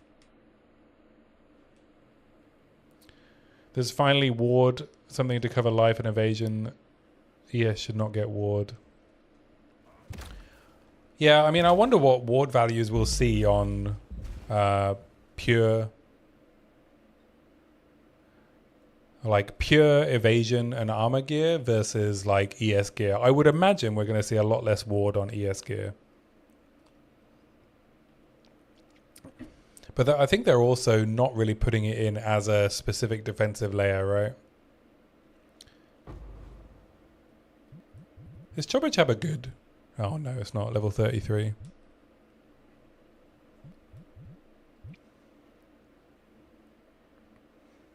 See, I think ES users will be able to use ward to cast spells, and then maybe life and evasion users will be able to use it as an extra life pool. You don't think ward is an issue for ES as it's an additive, but it's multiplicative with armor and evasion. That's a good point, right? Yeah, adding 500 ward to a 10k ES build is inconsequential, whereas adding it to a 2k life build is very consequential. That's a really good point. Yeah.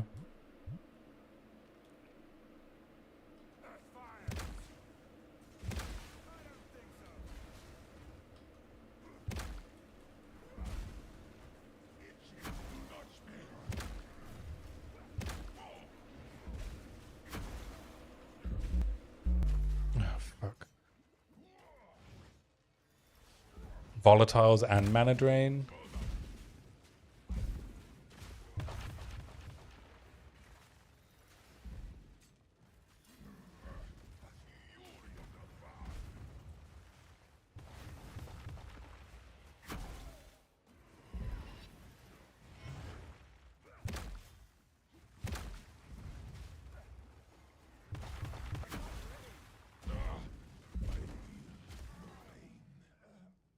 Essential is full.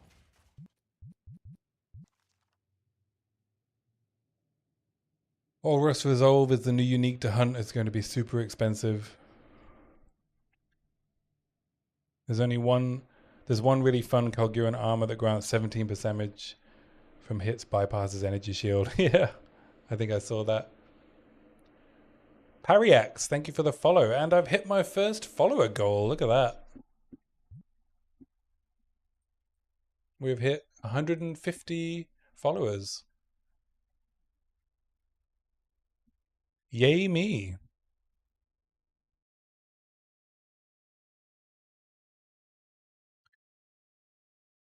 It allows you to destroy. Yeah, the Olroth rune does look really cool.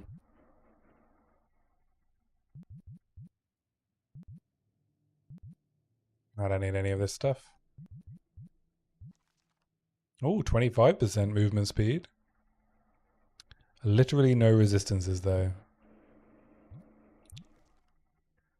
A helm with armor applies, crit chance, accuracy, no resistances. I'm out of scrolls. Yeah, the Olroth rune looks pretty cool, right? You can destroy a Ezomite or Kalguran unique.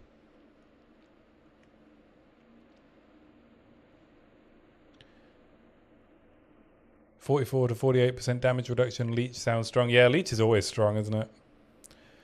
Hey yo, I've only seen your YouTube videos so far and I really like the deep dives and thoughtful reflections on game systems. Good stuff. Thank you very much. I appreciate that. It's very kind of you to come in and say. You'll have to forgive that my brain's not working great today because I'm quite sick. And my voice keeps giving out a little bit. But yeah, thanks for swinging by and appreciate having you here. All right, let's see how this architect goes, shall we?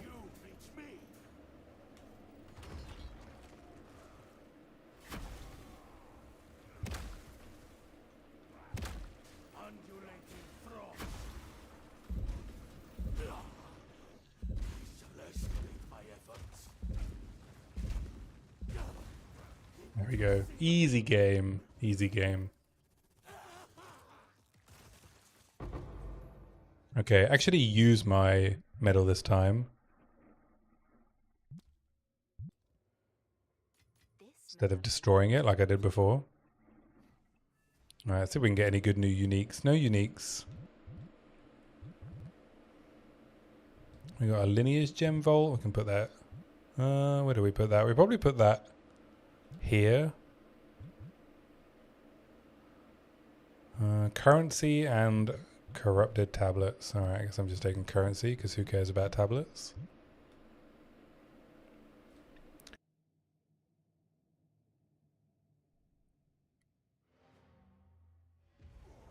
Have you thought about doing a series about elemental ailments? The scaling system seemed quite lackluster. I'd like to hear my thoughts on it. Yeah, I will probably do another series of feedback videos about a month into 0.5.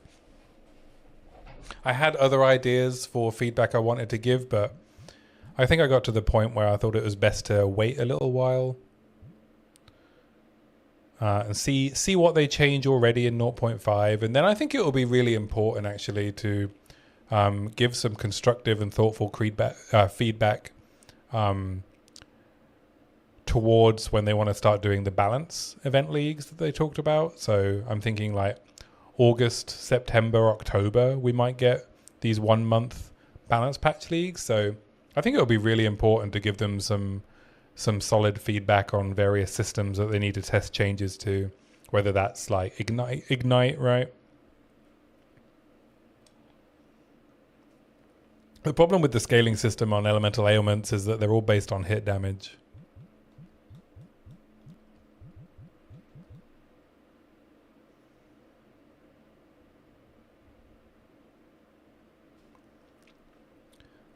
Do I want to just do another architect run? I probably just want to do another architect run, actually.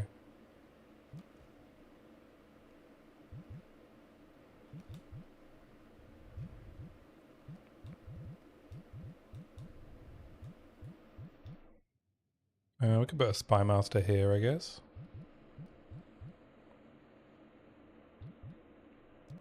Dynamo.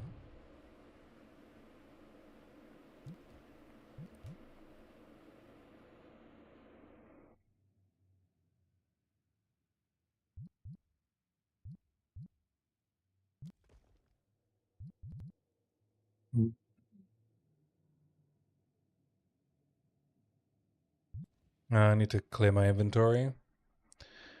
But yeah, I mean, we'll probably do some deep dives on other systems once we've played a bit of 0.5, right? I just need to see what balance changes they're going to do at this point.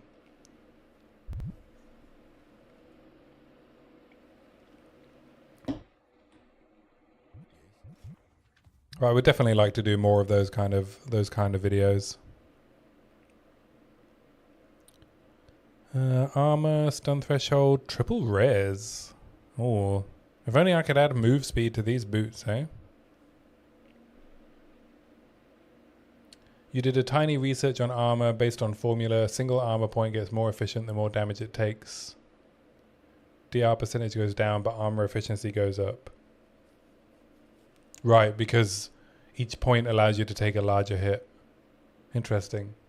Yeah, I mean, the armor formulas are so complicated, right? Yeah, you've written a deep dive with suggestions on ailments, but you don't know the best time and place would be to post that. You're right. The time before 1.0 will be crucial.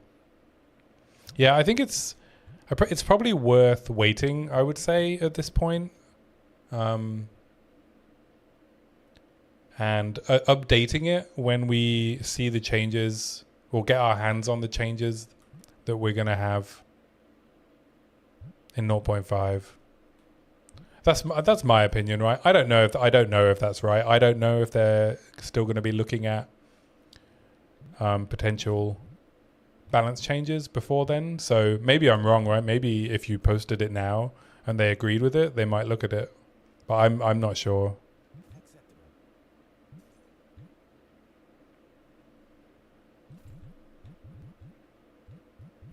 It's hard to tell.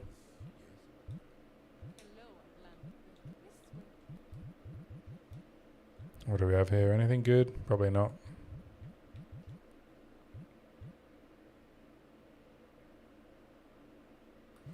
Block chance and chaos res. Life and cold res.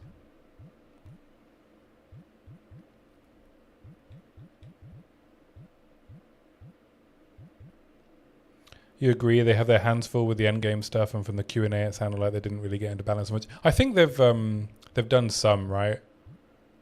I think they said we're getting buffs to Chronomancer. They're looking at Leech. They're bringing down ES recovery. They're looking at armor evasion nodes on the passive tree to make them actually scale armor and evasion at the same time.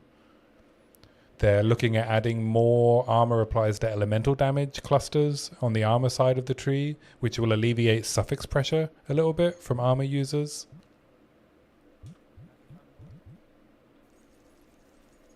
So I think we are getting a pretty decent amount of balance changes. I think you're right, though, that what they're probably not looking at is things like how Ignite works.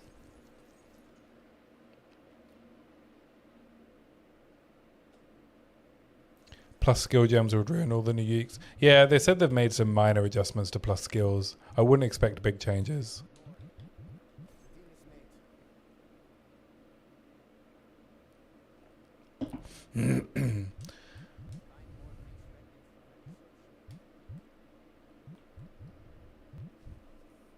So ES boots would give even more armor.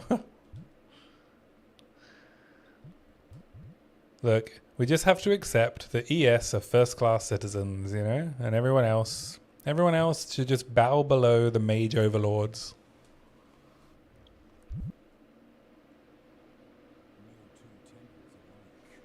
So yeah, I think we'll see a lot of adjustments. I just don't think we'll see any major system overhauls, and the ailment system would be a major overhaul.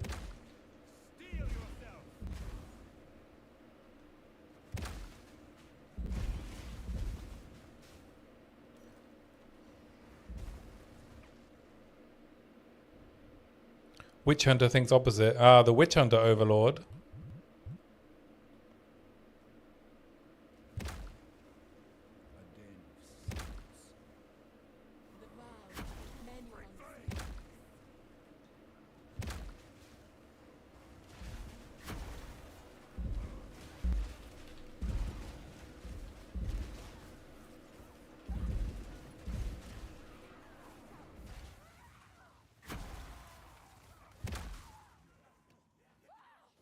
God, I hate Spy Master rooms.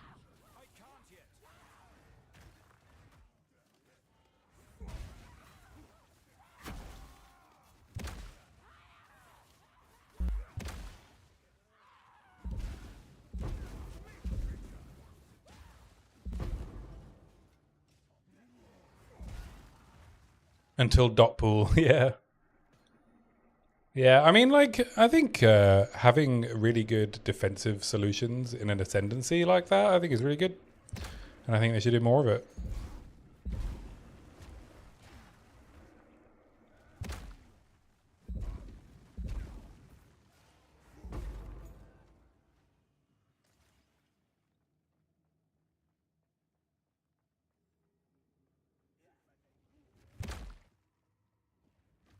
I really think we're also getting a signal that they would like ascendancies to have so much more identity than they do in the first game. And I think what we might see as well is an update to ascendancies that are, should we say, boring? Is boring a good word? Where what it equates to effectively is just 30% more damage rather than like something interesting to do. Like the Martial Artist, Disciple of Varashta, Spirit Walker. They all have so much interesting things going on. Maybe we do need some ascendancies that are just good defense, uninspired. There we go, yeah. Oh, you've moved over to Twitch. Welcome to the Twitch side, Chayula. Ooh, Rune of Claws. Also, perhaps you're a Twitch truther now. Yeah, I apologize that sometimes the experience is better on Twitch. There's not a lot I can do about that. I am very grateful for all of my YouTube engagers, but I know that YouTube isn't the best experience for watching streams. Leech and Witch Hunter, good stuff. Yeah, the updates to Witch Hunter I think are really good.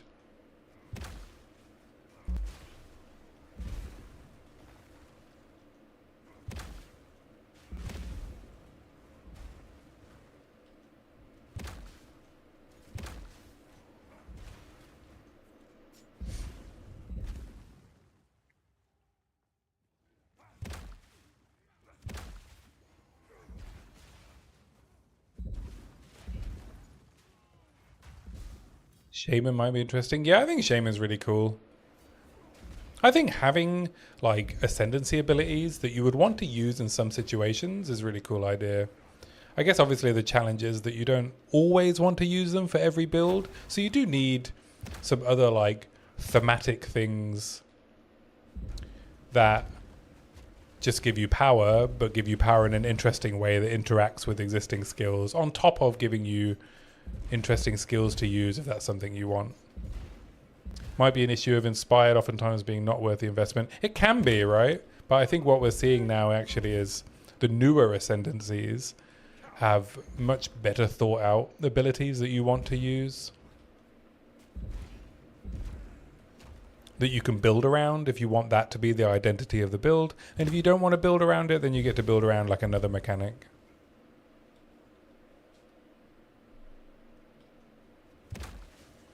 So like the rage stuff with Shaman, right? So I mean, sometimes in this game, right? Sometimes you're going to build around something really flashy, and sometimes you're going to build around a spreadsheet.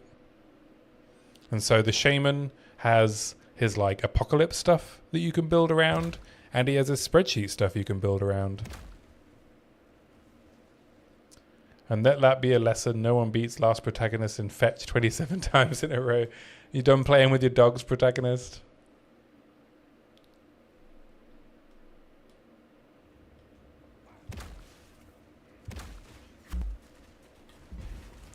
These grenades that the Valguards throw do so much damage.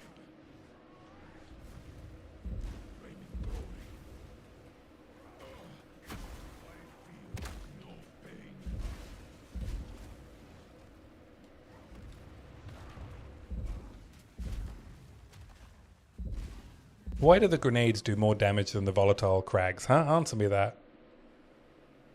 Are there any news on Gemling? No, we don't really have any news. Aside from them saying in the Q&A that Chronomancer is getting an update.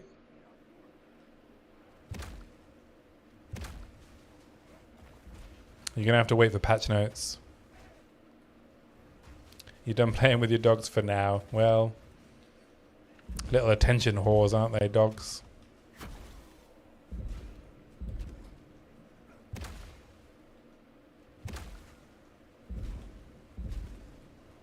Also, the secret munch ascendancy. Well, they said it ascendancy notable, right?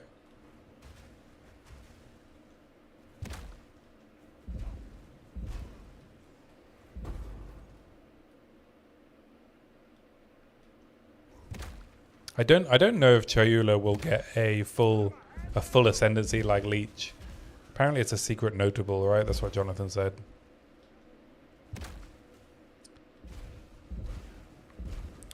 Communing with the Dreamer as Chayula, Jonathan said, will give you a new notable in your ascendancy. I was thinking it might be getting a secret with the Genesis Tree rings. I mean, that's grasping mail, isn't it? The Genesis Tree rings. 60 rings for one grasping mail. If you don't know what grasping mail is, it's a special chest.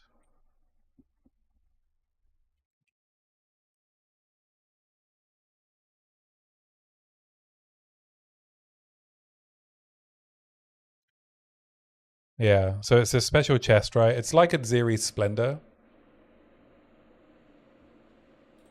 I am paused. I'm just making sure I'm paused.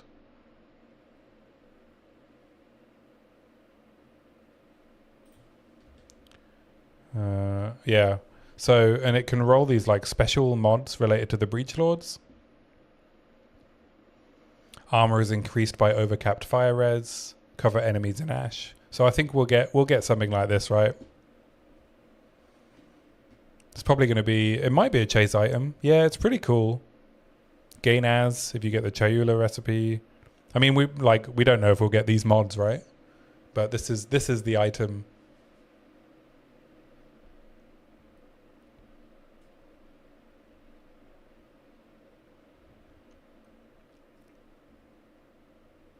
Might grant some skills.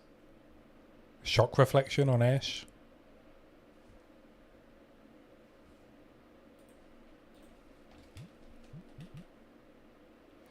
I think I want the Warcry empowers an extra attack, right? Yeah, let's do that.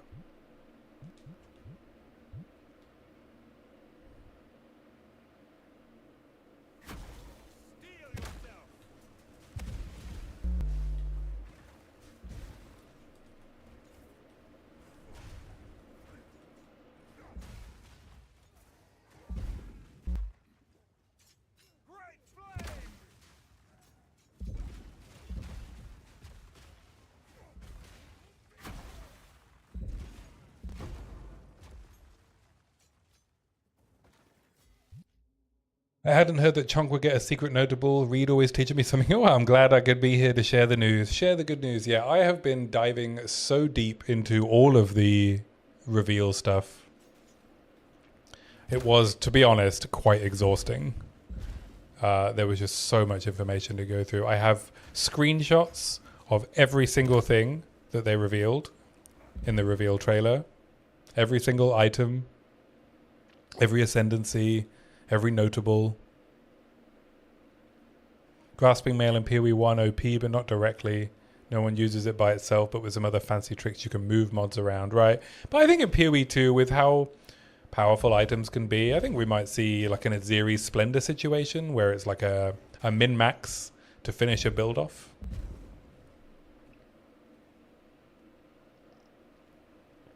I think we'll see something akin to Aziri Splendor.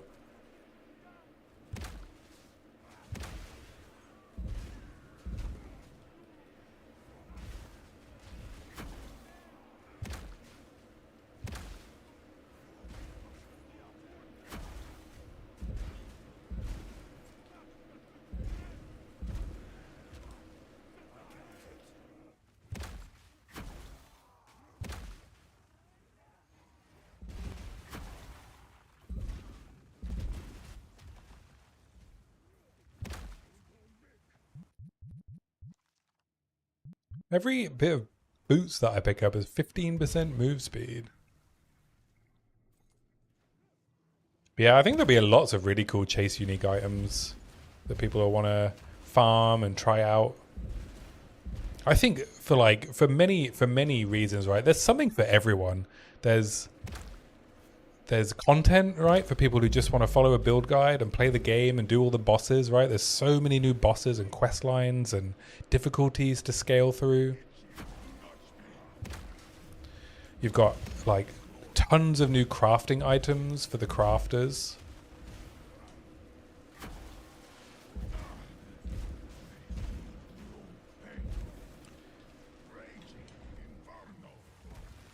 And then for like build makers, there's like upgraded uniques, new uniques.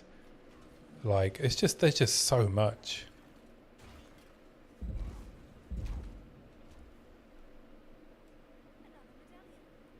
Probably need to update my loot filter already. Thanks IGN. What's thanks IGN in aid of?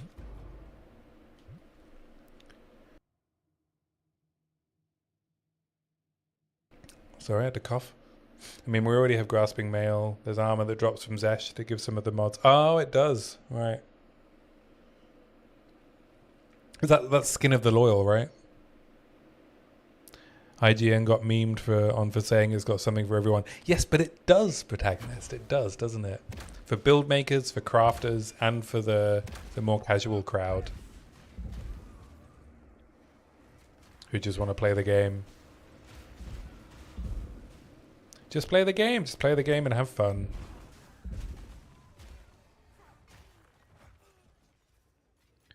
I'm going to be rolling my armor piercing rounds, poison prolif pathfinder.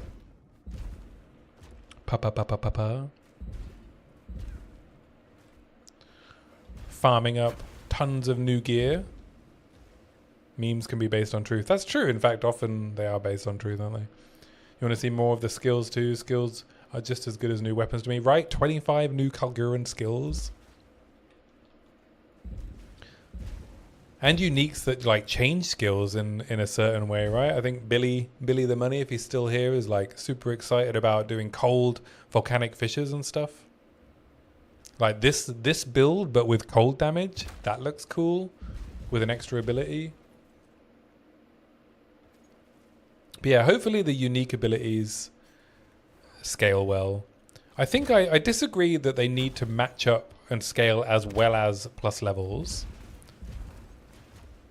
I don't think that's a requirement, right? I think mirror tier rares will always outscale uniques.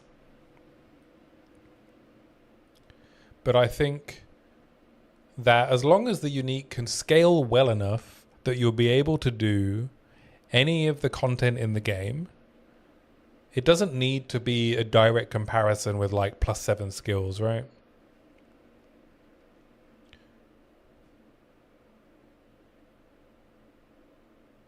They ruined your early game start by gutting expedition. There may not be expedition crafting anymore. No, I think there'll still be expedition crafting. The way I understood the way that Runes of Eldur interacts with expedition is that expedition is still a league mechanic and Runes of Eldur integrates with it. So when you're rolling a map in the early game, you will get a remnant in every map. And if there is an expedition, the remnants from Runes of Eldur will appear instead of expedition remnants.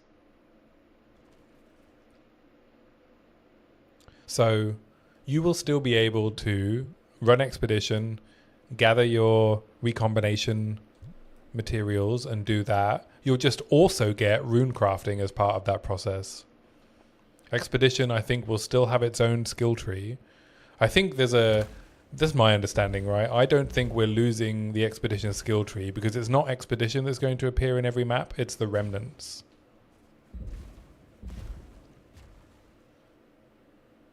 And you might also get remnants and the expedition, right? When you roll a map. It might not just be that when you get expedition you don't get the normal remnant anymore.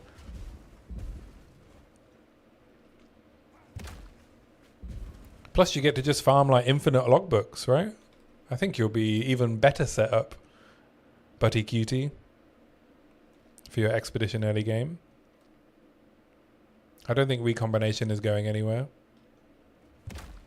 If anything, they'll just make it better, right? But they took Gwenin away.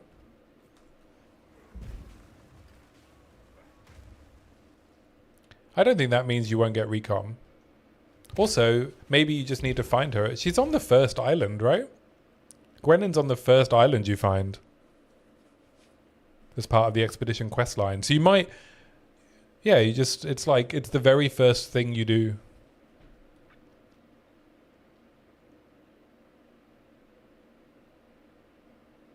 Just love that the new update reads as a Skittles bag of game modes to play. Yeah, that's a good way of putting it. I like that. It looked like the league mechanic will appear mainly in Expedition in late. No, so I think that's a misunderstanding of the way they're integrating them. So my understanding, and I could be wrong, but after looking at it quite deeply, remnants are its own thing, right? You'll find like a rune stone in maps and you'll get somewhere between 4 and 8 inscriptions on that runestone in order to craft whatever it is you're going to craft as part of the mechanic. It'll summon a bunch of mobs of varying power levels. That's the league mechanic, right? You find a runestone that you chisel. Now what they've done is that they've also, on top of that, integrated Runes of Eldur with Expedition. So instead of the existing Expedition runes, or remnants, sorry, you'll get a rune. And it will be a lower level rune than the ones you find in maps, right? So it'll be like 2 or 3 or 4 inscriptions.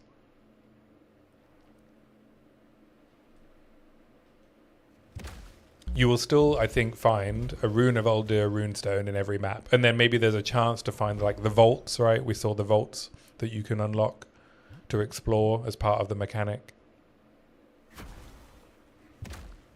So yeah.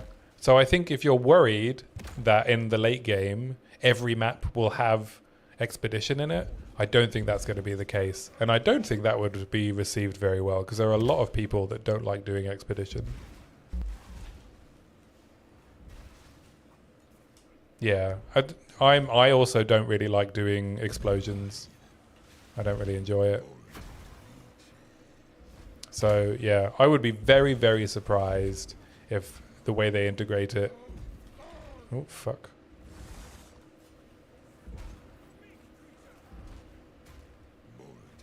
I'd be very surprised if that's the way they integrate it. I think we'll get both.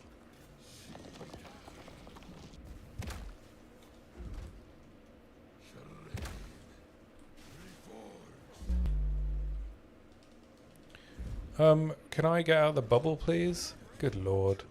Melee life, huh?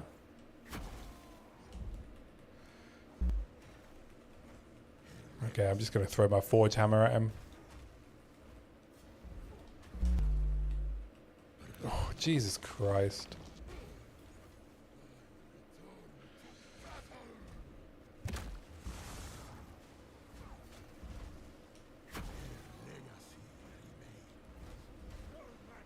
There we go. Thank God for attrition.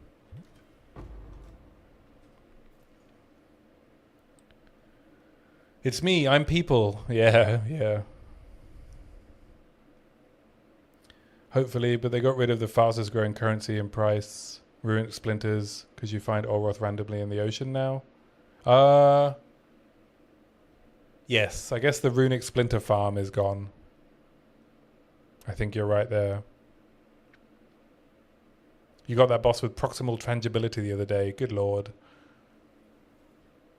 Yeah, it was the temp bubble that was really killing me. But yeah, proximal and temp bubble there would have been... That might have been a log out moment. I don't think I would have wanted to do that. Not with how much health he was taking off me. Alright, I'm going to finish this temple, and then after that I'll take a little break.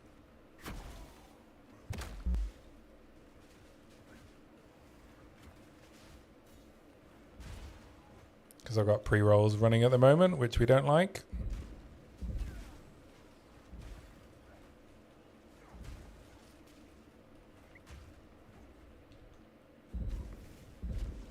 I've had some gnarly rare combinations on these, like, these mobs in the temple before. What was the one I had? It was like, he had like life leech and like tons of extra damage mods. I can't even remember now.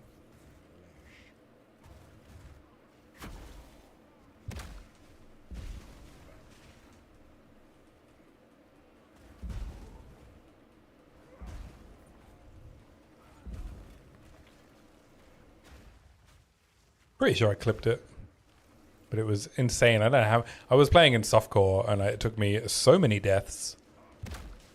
Oh, it was because it also had the big, like, was it the, not the monkey, but the other thing that has the big slam.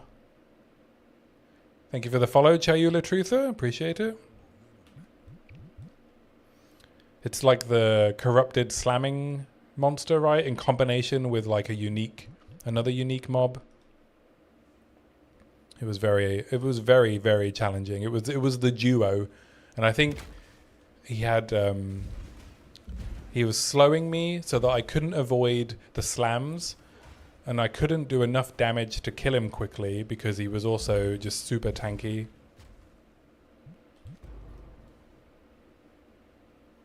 It was cray-cray.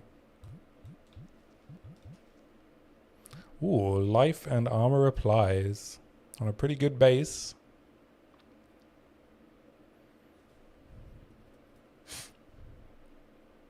Could hit that with an essence.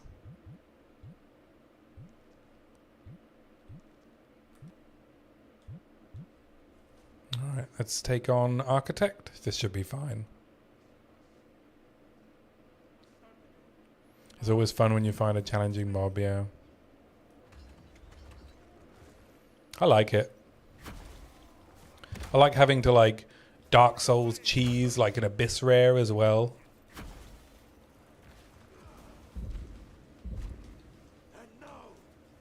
Uh-oh, Chaos Balls.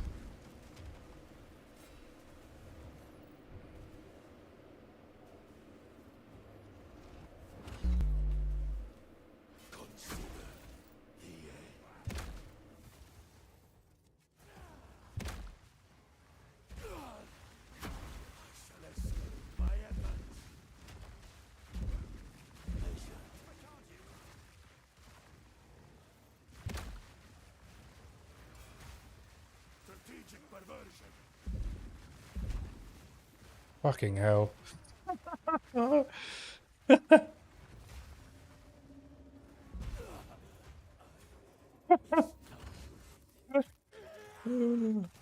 Abyss produces the most monstrous modifiers, doesn't it just?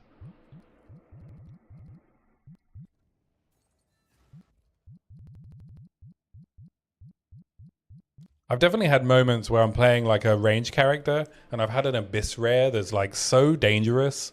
You know, they have like a leash mechanism where they'll run back to their Abyss crack after they've traveled a certain distance. And so if you have a long enough range attack, you can abuse the leash so that you can stand just at the edge of the screen and kill them from a distance. I've done that a couple of times with a particularly gnarly abyss for rare. 3 dragons and Deirdre's damning. Damn you, Deirdre!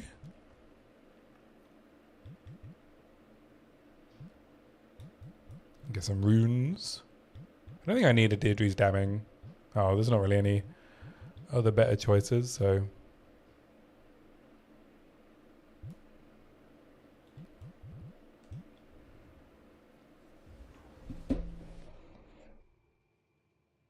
Sounds like an MMO. Oh yeah, I wonder if the deli mods will be able to put on companions with the mod rework. You wonder if the deli mods will be able to be put on companions. What do you mean the deli mods? What are you referring to?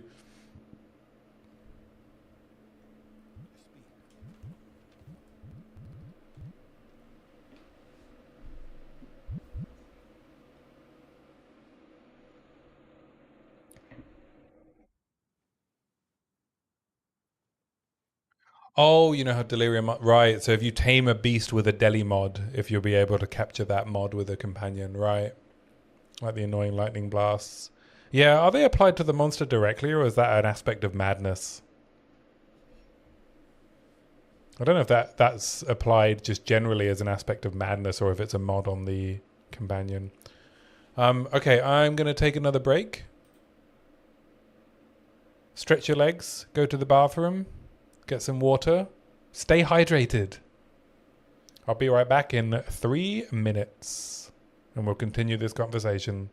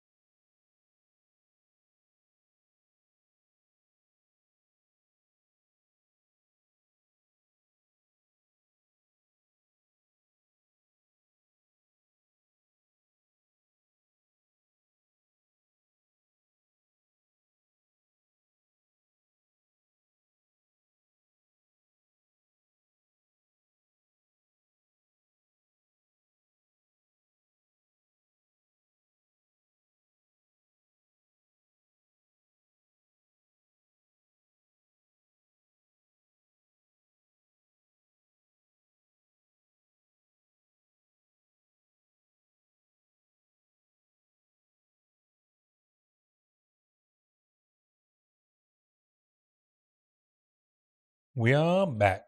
Thank you for your patience. And thank you for the follow, Urgle Durgle. I appreciate it. Welcome in, if you're still here. Appreciate I dipped out in an ad break.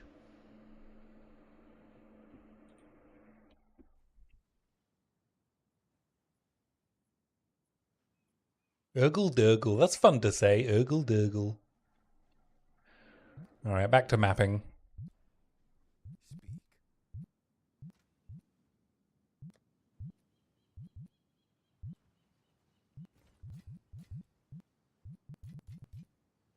The Great Wolf Rune of Claws. That'd be good when I get a really good pair of gloves. I did wonder if like Valiko's Vice would be an interesting build idea for this. I'm not going to try it yet, but fire to lightning.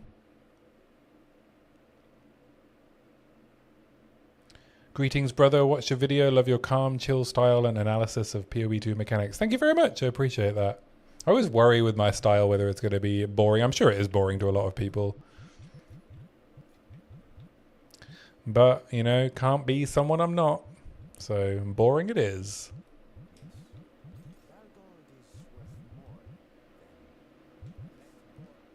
But I appreciate the follow and I appreciate the compliment. Thank you very much. Yeah, what does Valiko's Vice and the slams work? I guess the problem is, what am I using? I'm using like Molten One's Gift with the fire damage and fully broken armor.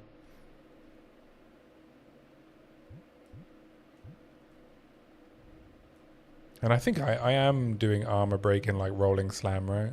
No, I'm not. Oh, that's why I had armor break in Forge Hammer. I probably need to put armor break back into Forge Hammer, actually.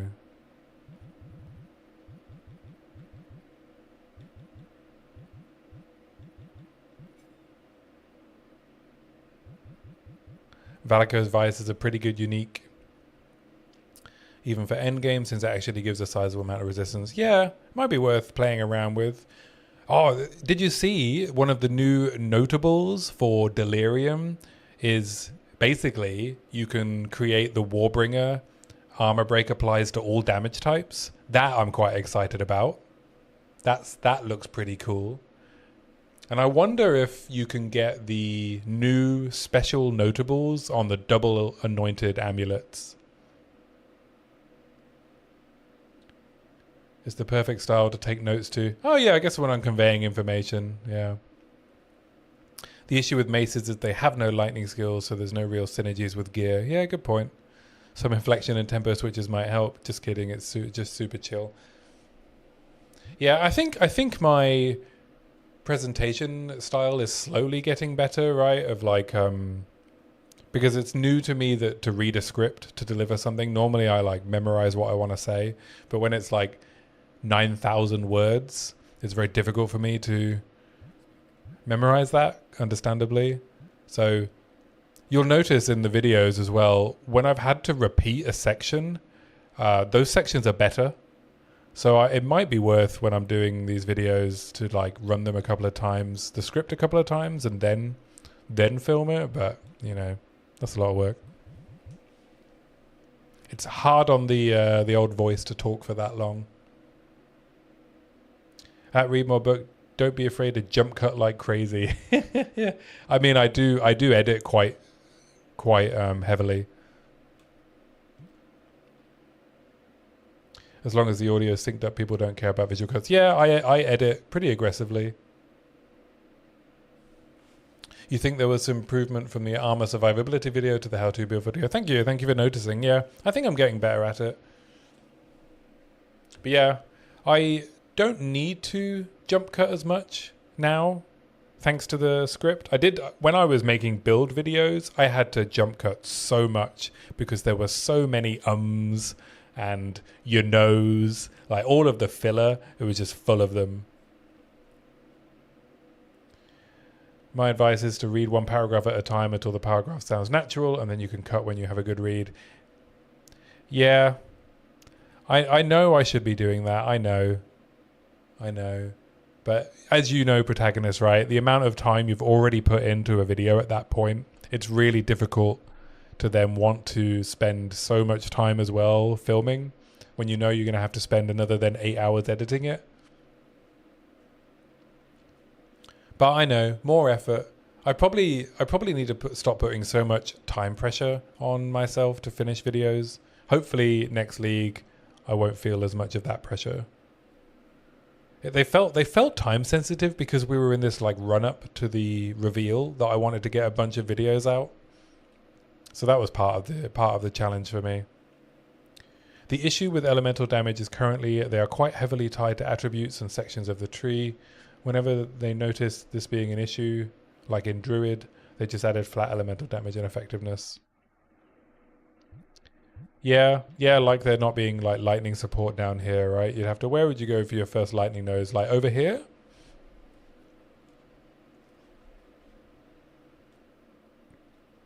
Over into these like Ellie damage nodes? Or up into Shaman? Or Druid, I should say. Could do like Valiko's Vice, 3 dragons.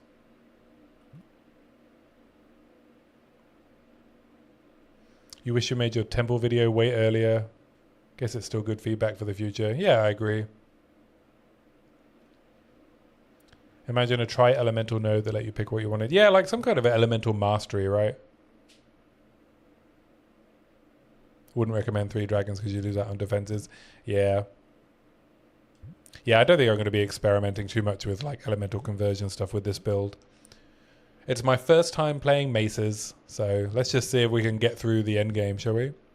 If I get through the end game and we still have some time before league start by some miracle, then maybe I'll try that. But I also need to start thinking about practicing league start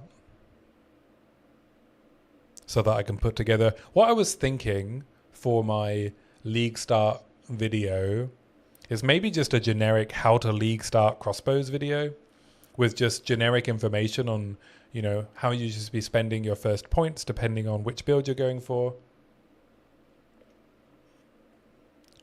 We might get some interesting elemental conversion options next league by sacking uniques into runes.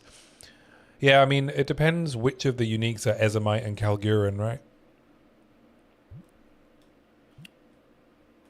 Because you can only sacrifice Ezomite and Kalguran uniques. Oh, starting to feel very congested.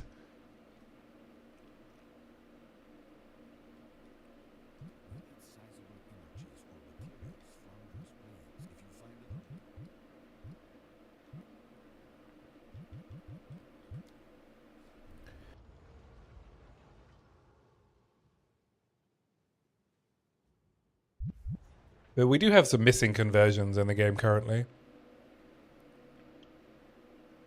I think lightning to... was it? I keep forgetting which ones they are. Lightning to fire is missing, I think, right?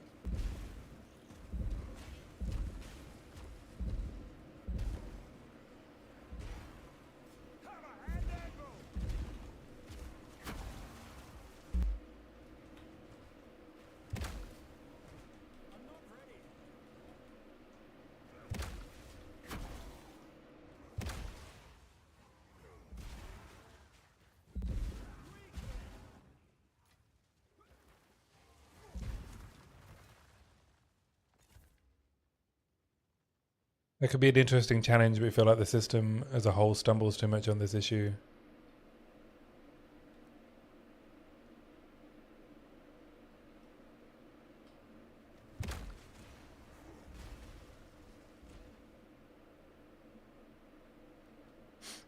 Yeah, I think we need some updates to the passive tree to give some more optionality. Or the ability to jump to another side of the tree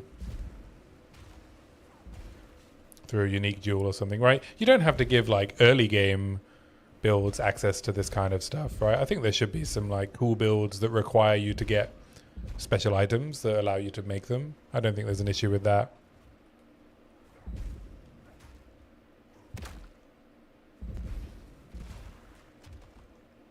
How about that voices unique jewel, huh? How are we feeling about that? What do we think a four slot voices is going to be worth? A mirror? More?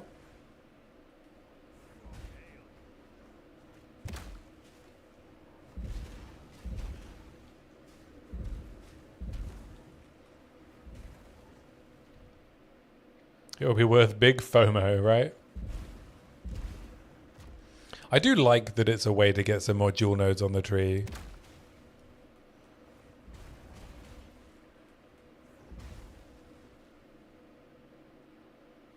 The interactions are still a bit unclear. With voices?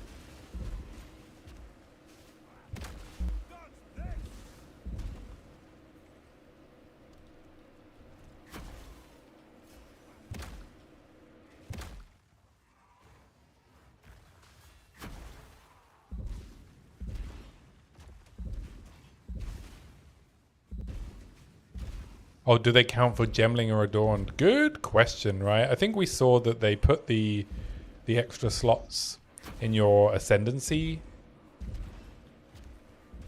window. And because they're there, it might be that they don't count.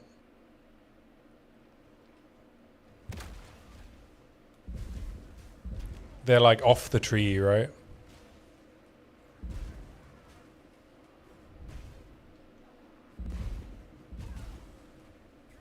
Yeah. I would assume that that is a deliberate choice and then it communicates something. I think that communicates how they work to us.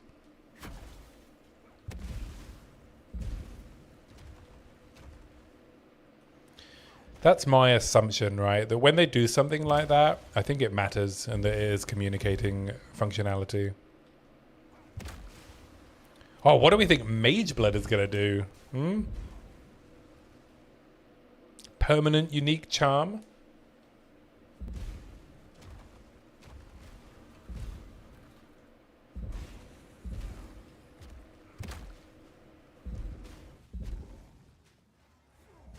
I mean, I know things like Headhunter and Mage Blood are not interesting solutions, but they're interesting the first time you use them. Like, I've used a Headhunter in one of my builds, and I was like, that was a lot of fun. I don't feel the need to do that again, because it feels like I've played a Headhunter build now. And I think that's going to be true for Mage Blood as well.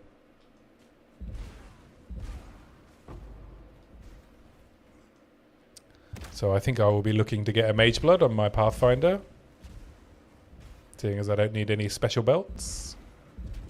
Well, I mean, I use a Rizlathas, but it's not a huge deal. You can always just put Rizlathas on for bossing.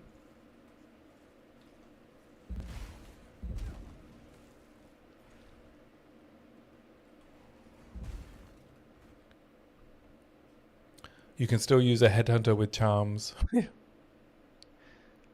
you seen the screen where there was an additional slot next to charms with major knowledge crits? Yeah, that's what makes me think. But then also Mark said that it would be a divine sync. So what do you think the divine is going to be?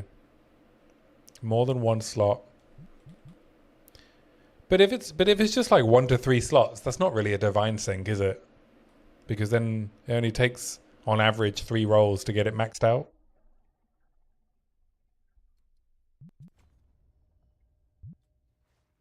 It has to be something more interesting.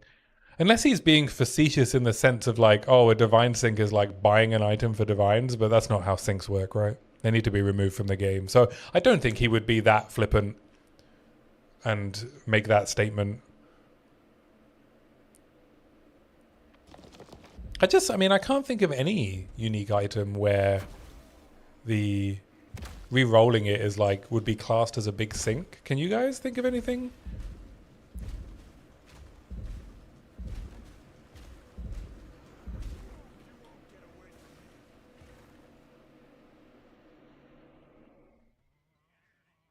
I'm Lost Jewels?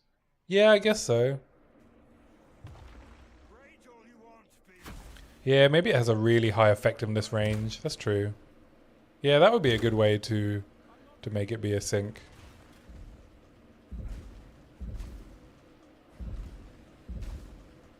If it was like Facebreaker levels of variability. Some of the boss uniques like Kulamark can be div syncs. Yeah, I mean, I don't know how much of an effect. It might be like the Shrine Belt from POE 1. Yeah, some people have said that, right? It might be like Sarosh's Darkness. But you can't divine that, right? You can't re-roll the shrines.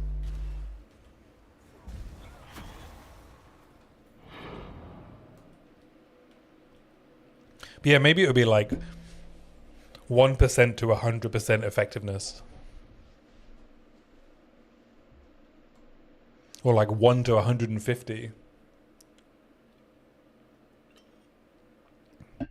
That would be a divine sync, right? But then I don't know, like how effective is a super rare chase item that you need to spend a lot of divines re-rolling? How I don't know if that's an effective divine sync.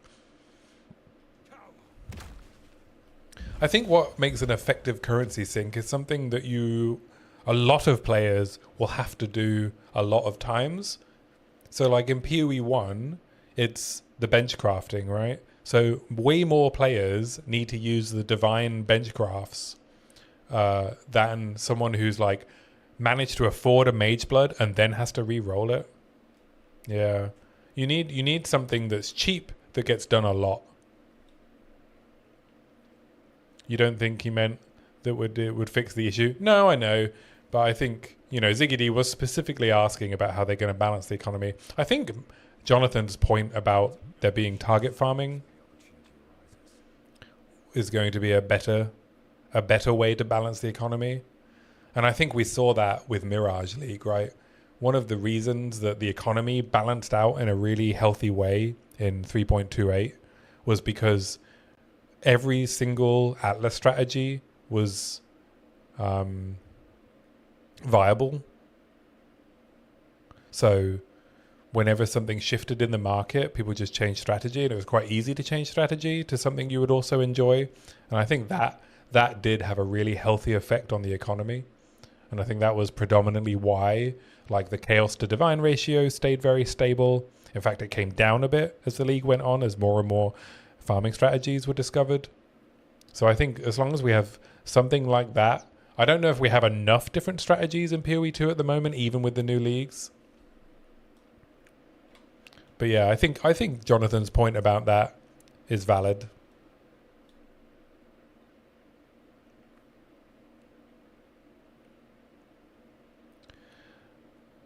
Those alloy things, depending on how often they drop, they can be really good at poor man's and Oz. Yeah, I mean, they act like perfect essences, right?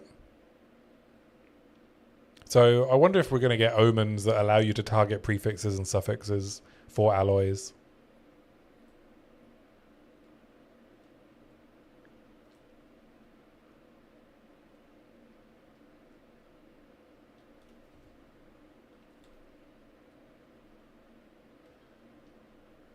Taking on some serious danger, I see.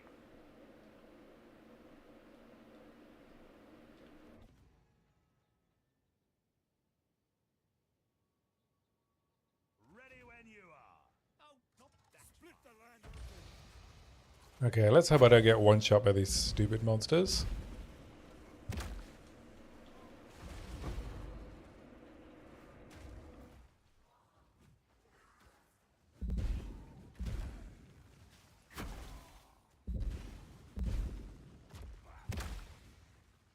Fire.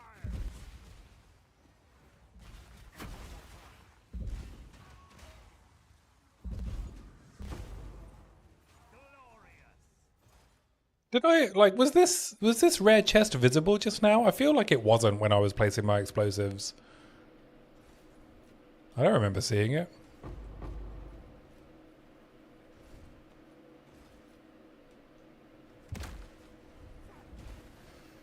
Yeah, I hope we see some ways to manipulate how alloys land.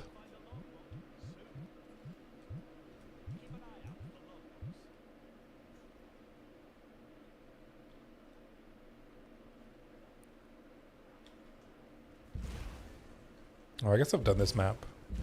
Oh, apparently I haven't done the temple. What? I did the temple. Oh, no, I didn't.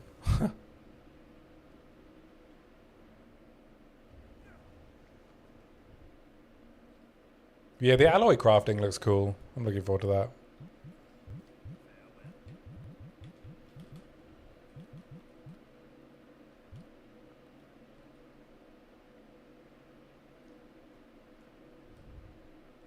What do we do? More markers or more artifacts?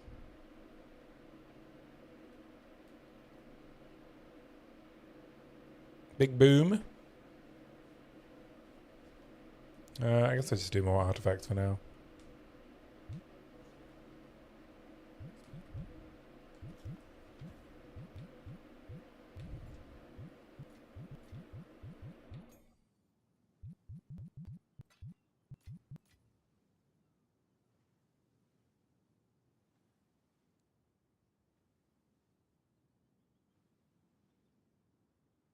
Do I think the additional juicing of rares is an attempt to have meaningful combat? I think the additional juicing of map bosses is an attempt to allow the player to specialize in single target damage. I don't know about rares. I think what we're going to have is the option to juice high density combat and single target combat. I don't think we're going to have an in-between. So I think when you're mapping and when you're doing any of the endgame content, you're going to want to have a good level of, like, you're going to have a clear ability, right, to do normal mapping activities, and you're going to need to be able to kill map bosses like, you know, like this character can now, right? They can do both things reasonably well. And I think when you're scaling in the end game, then you might be able to have the choice of whether or not you scale up the high density stuff and whether or not you scale up the map bosses, or you make the map bosses easier, right? Maybe you have a really good clearing skill, but you don't want to do single target, right? ED contagion. Then you take all of the notables that make map bosses easier.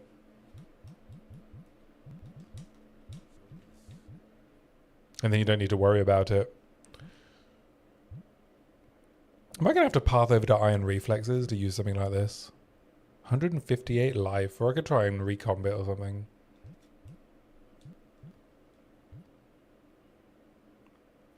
You can see people using a bad alloy to hit a dead mod and then replace it with a good alloy of hit. Yeah, I guess having more, like, effectively it's giving us more perfect essences, right? And I think that's a good thing. Because you don't always want to perfect essence away a bad mod, because you don't always have the option to perfect essence.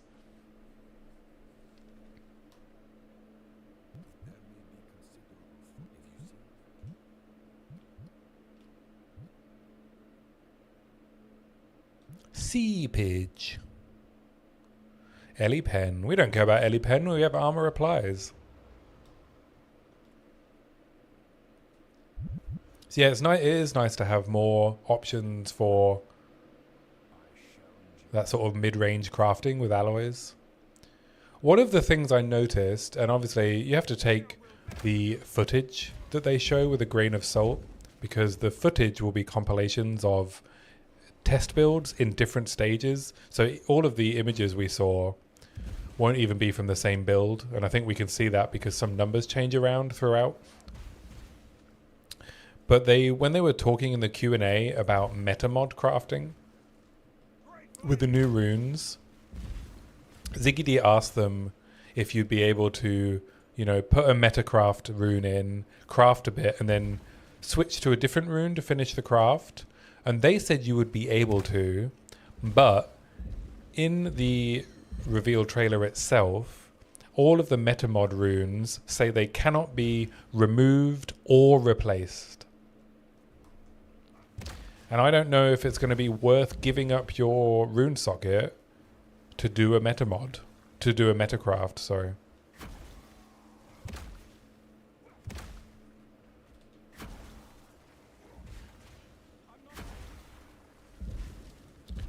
So I can imagine it makes sense for them not to be able to be extracted if you fail a craft. But I don't think they should not be able to be replaced.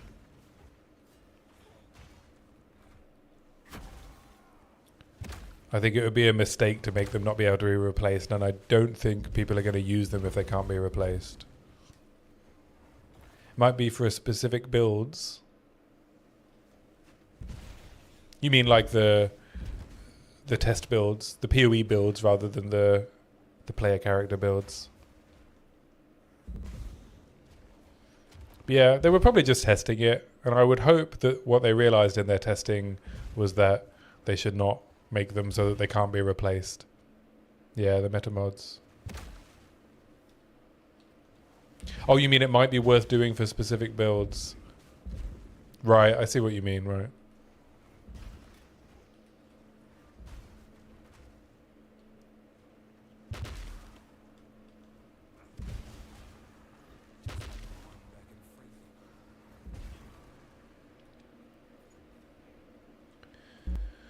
You can just recom T1, T1, T1 and low-level stuff to get rid of suffixes.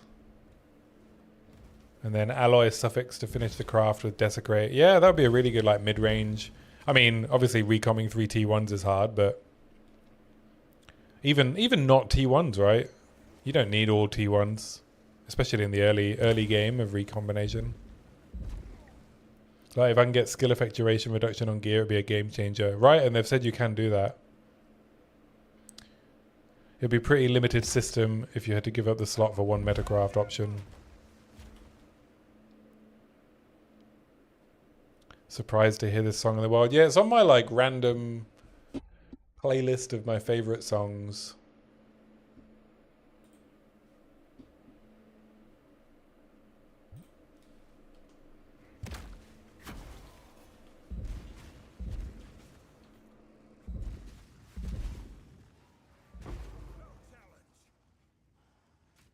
I've got good taste in music. Oh, thanks very much.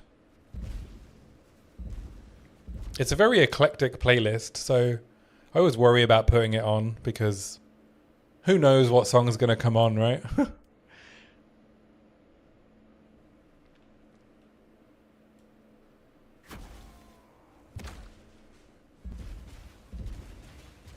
Yeah, this is just like a couple of 100 songs I've gathered over the years.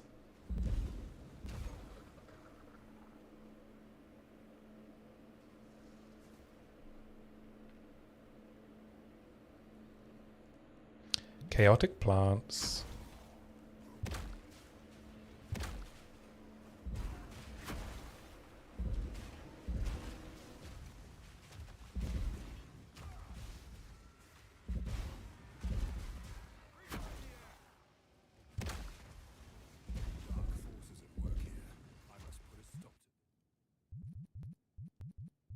Ooh, greater exaltation. I'll take one of those.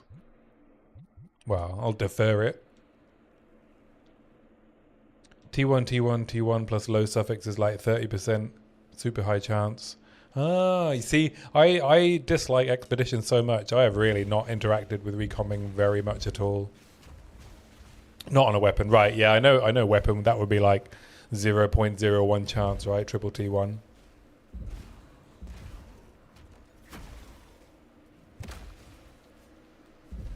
I didn't realize doing more than 2 T1s was such a high chance. That is quite powerful.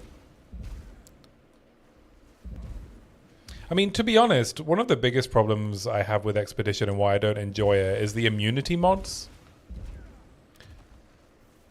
Like, I end up playing builds where it's like, oh, I don't want to have my build turned off by hitting the wrong remnant. Whereas they've said they're removing them, right? There's not going to be any damage immunities with the new remnant system. They could make the mobs super difficult, which is fine, but no immunities.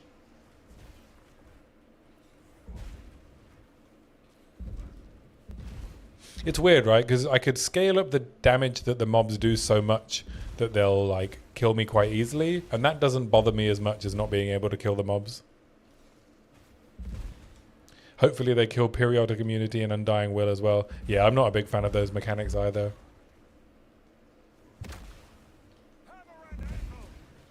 Recombing is insane if done right. It allows you to reuse bricks. Yeah, I'm probably going to have to learn a lot more about crafting in the new league. I think I'm going to, especially if I want to put together a useful, like, knowledge management website. I think crafting is going to have to be a pretty big component of it to be useful to a lot of people.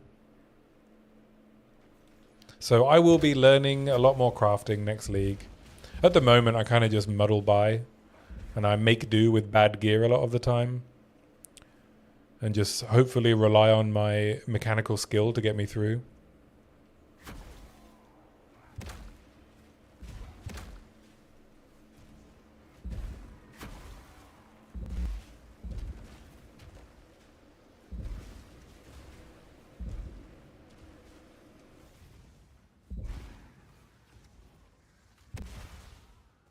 And the fact that I don't really care about playing really slowly. As you can see, vision gameplay is welcome here. But yeah, I'm sure you'll have a lot to teach me next league, Buddy Cutie. Or if we get to do some recomming, maybe with this character.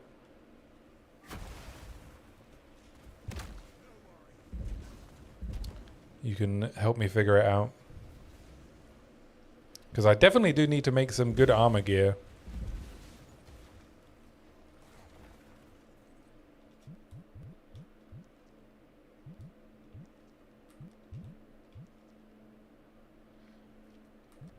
No, lots of mana.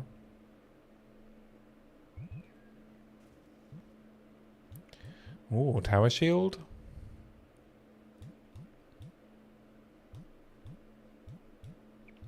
Splinters.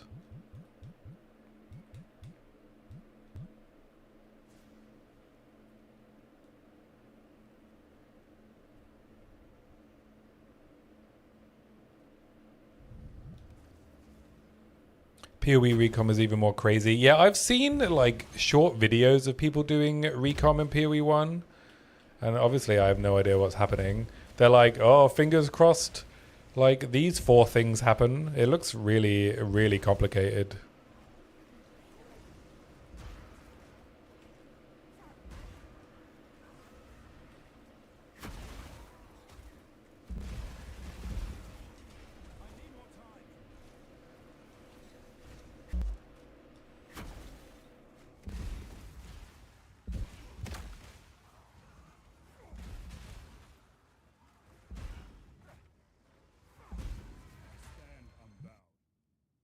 What have we got? Anything good?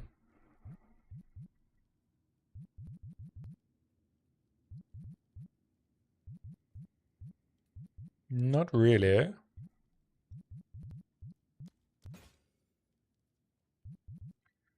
All right. Anything worth doing the 4th ritual for? Because it's going to be dicey.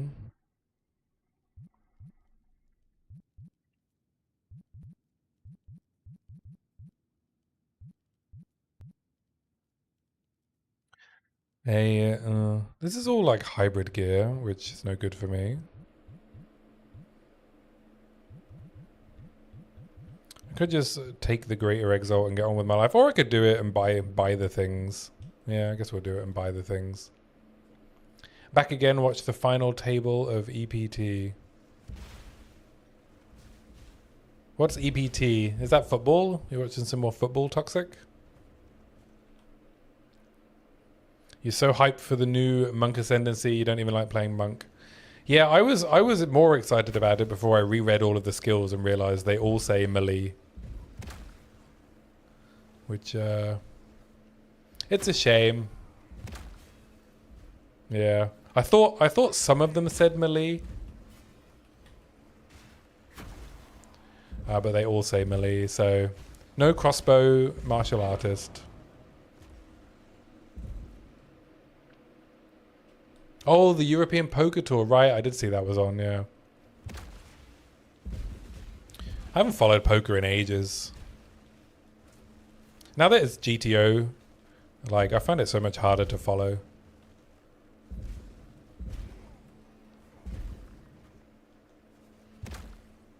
I never played, I never did much, like, when I was playing poker, I didn't really do any GTO.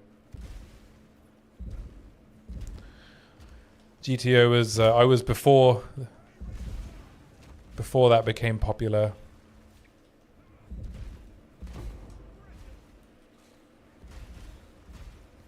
You love GTO? Yeah, I mean, it's cool, right? If you want to delve into it, like, it's a really interesting subject. It's just a lot to learn. Curious to see if Talisman has any worthwhile synergies. Oh, that's, yeah, but there's like one of them specifically says not talismans, right? Protagonist? One of the abilities.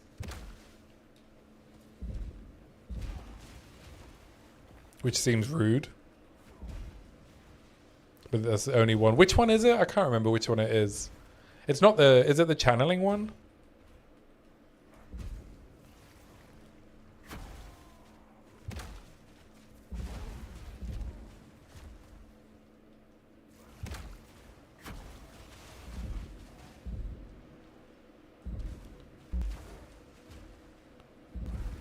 It's not the channeling one.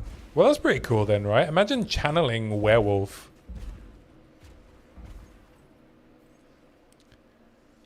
You would travel to the UK to play poker with me. I mean, I am not well practiced in poker these days. I'm sure you would take all of my money, Toxic. And I want to keep my money, so. What's the max hit for this character? That's a good question. I did import it into POB earlier. It's not very high at the moment. Oh, I guess I can... Let me do another import.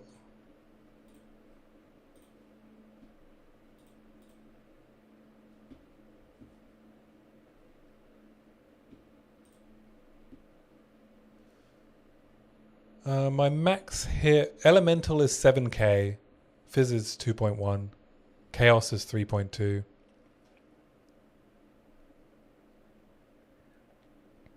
Bell is the one that doesn't work. Right, gotcha. That's the crit one, right?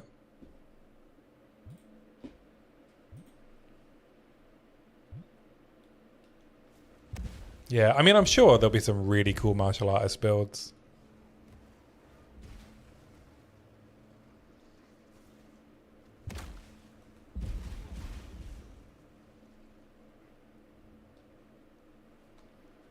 Is this Estas Ton? Oh no, it's Tash Sultana, of course. I love Tash Sultana.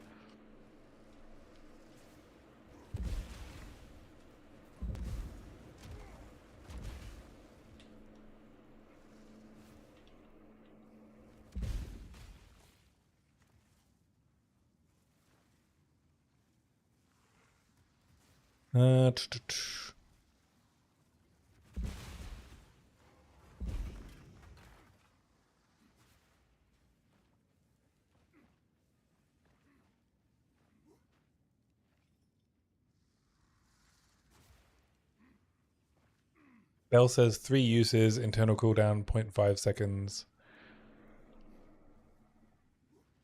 Why doesn't it proc off crits, right?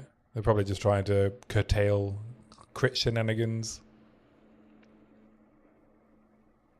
Is it 3 uses every half a second? That seems like plenty, right?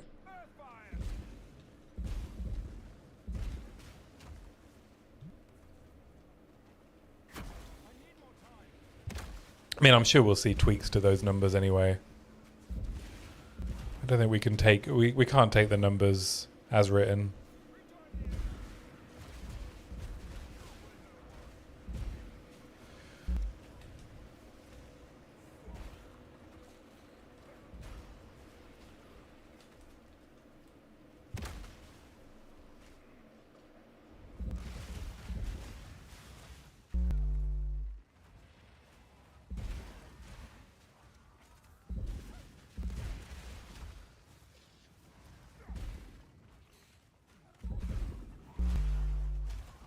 But yeah, this build does feel pretty tanky, and I have pretty bad gear. I think when I max Chaos Res and get a lot more armor, I think this character is going to feel very strong. Also, I get my 3rd Ascendancy and get more body armor. And then when we get our 4th Ascendancy, I probably drop Crushing Blows and go Hulking Form.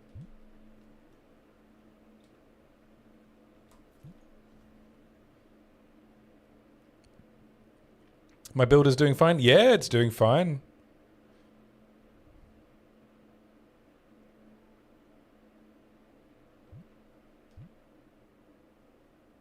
That's nice to hear.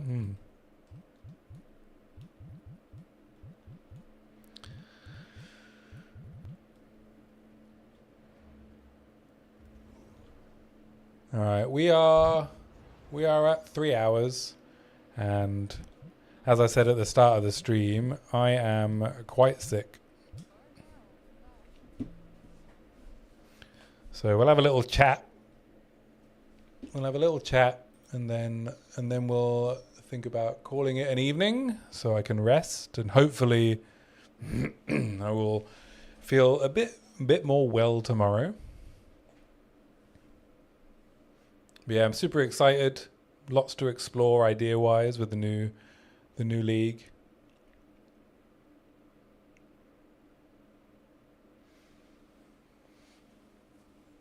I hope you're all having a good Sunday wherever you are, and I hope you enjoy the rest of your day. I will find someone to raid out to. Probably Major Aimless, as he's online.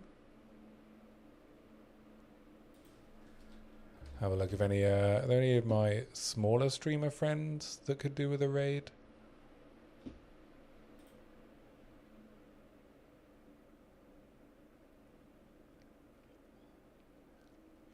Thanks for the stream, Major Vibes today.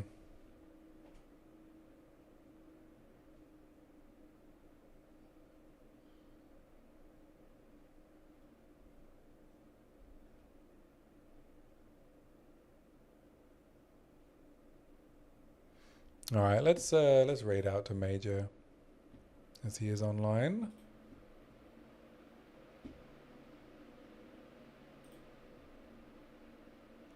All right, well, thanks everyone for tuning in. I'll catch you tomorrow, 8 p.m. UK time. And we're going to raid out to Major Aimless, who's also playing some hardcore. It looks like he's going to do Arbiter today, maybe. But yeah, thanks for hanging out. I appreciate you all.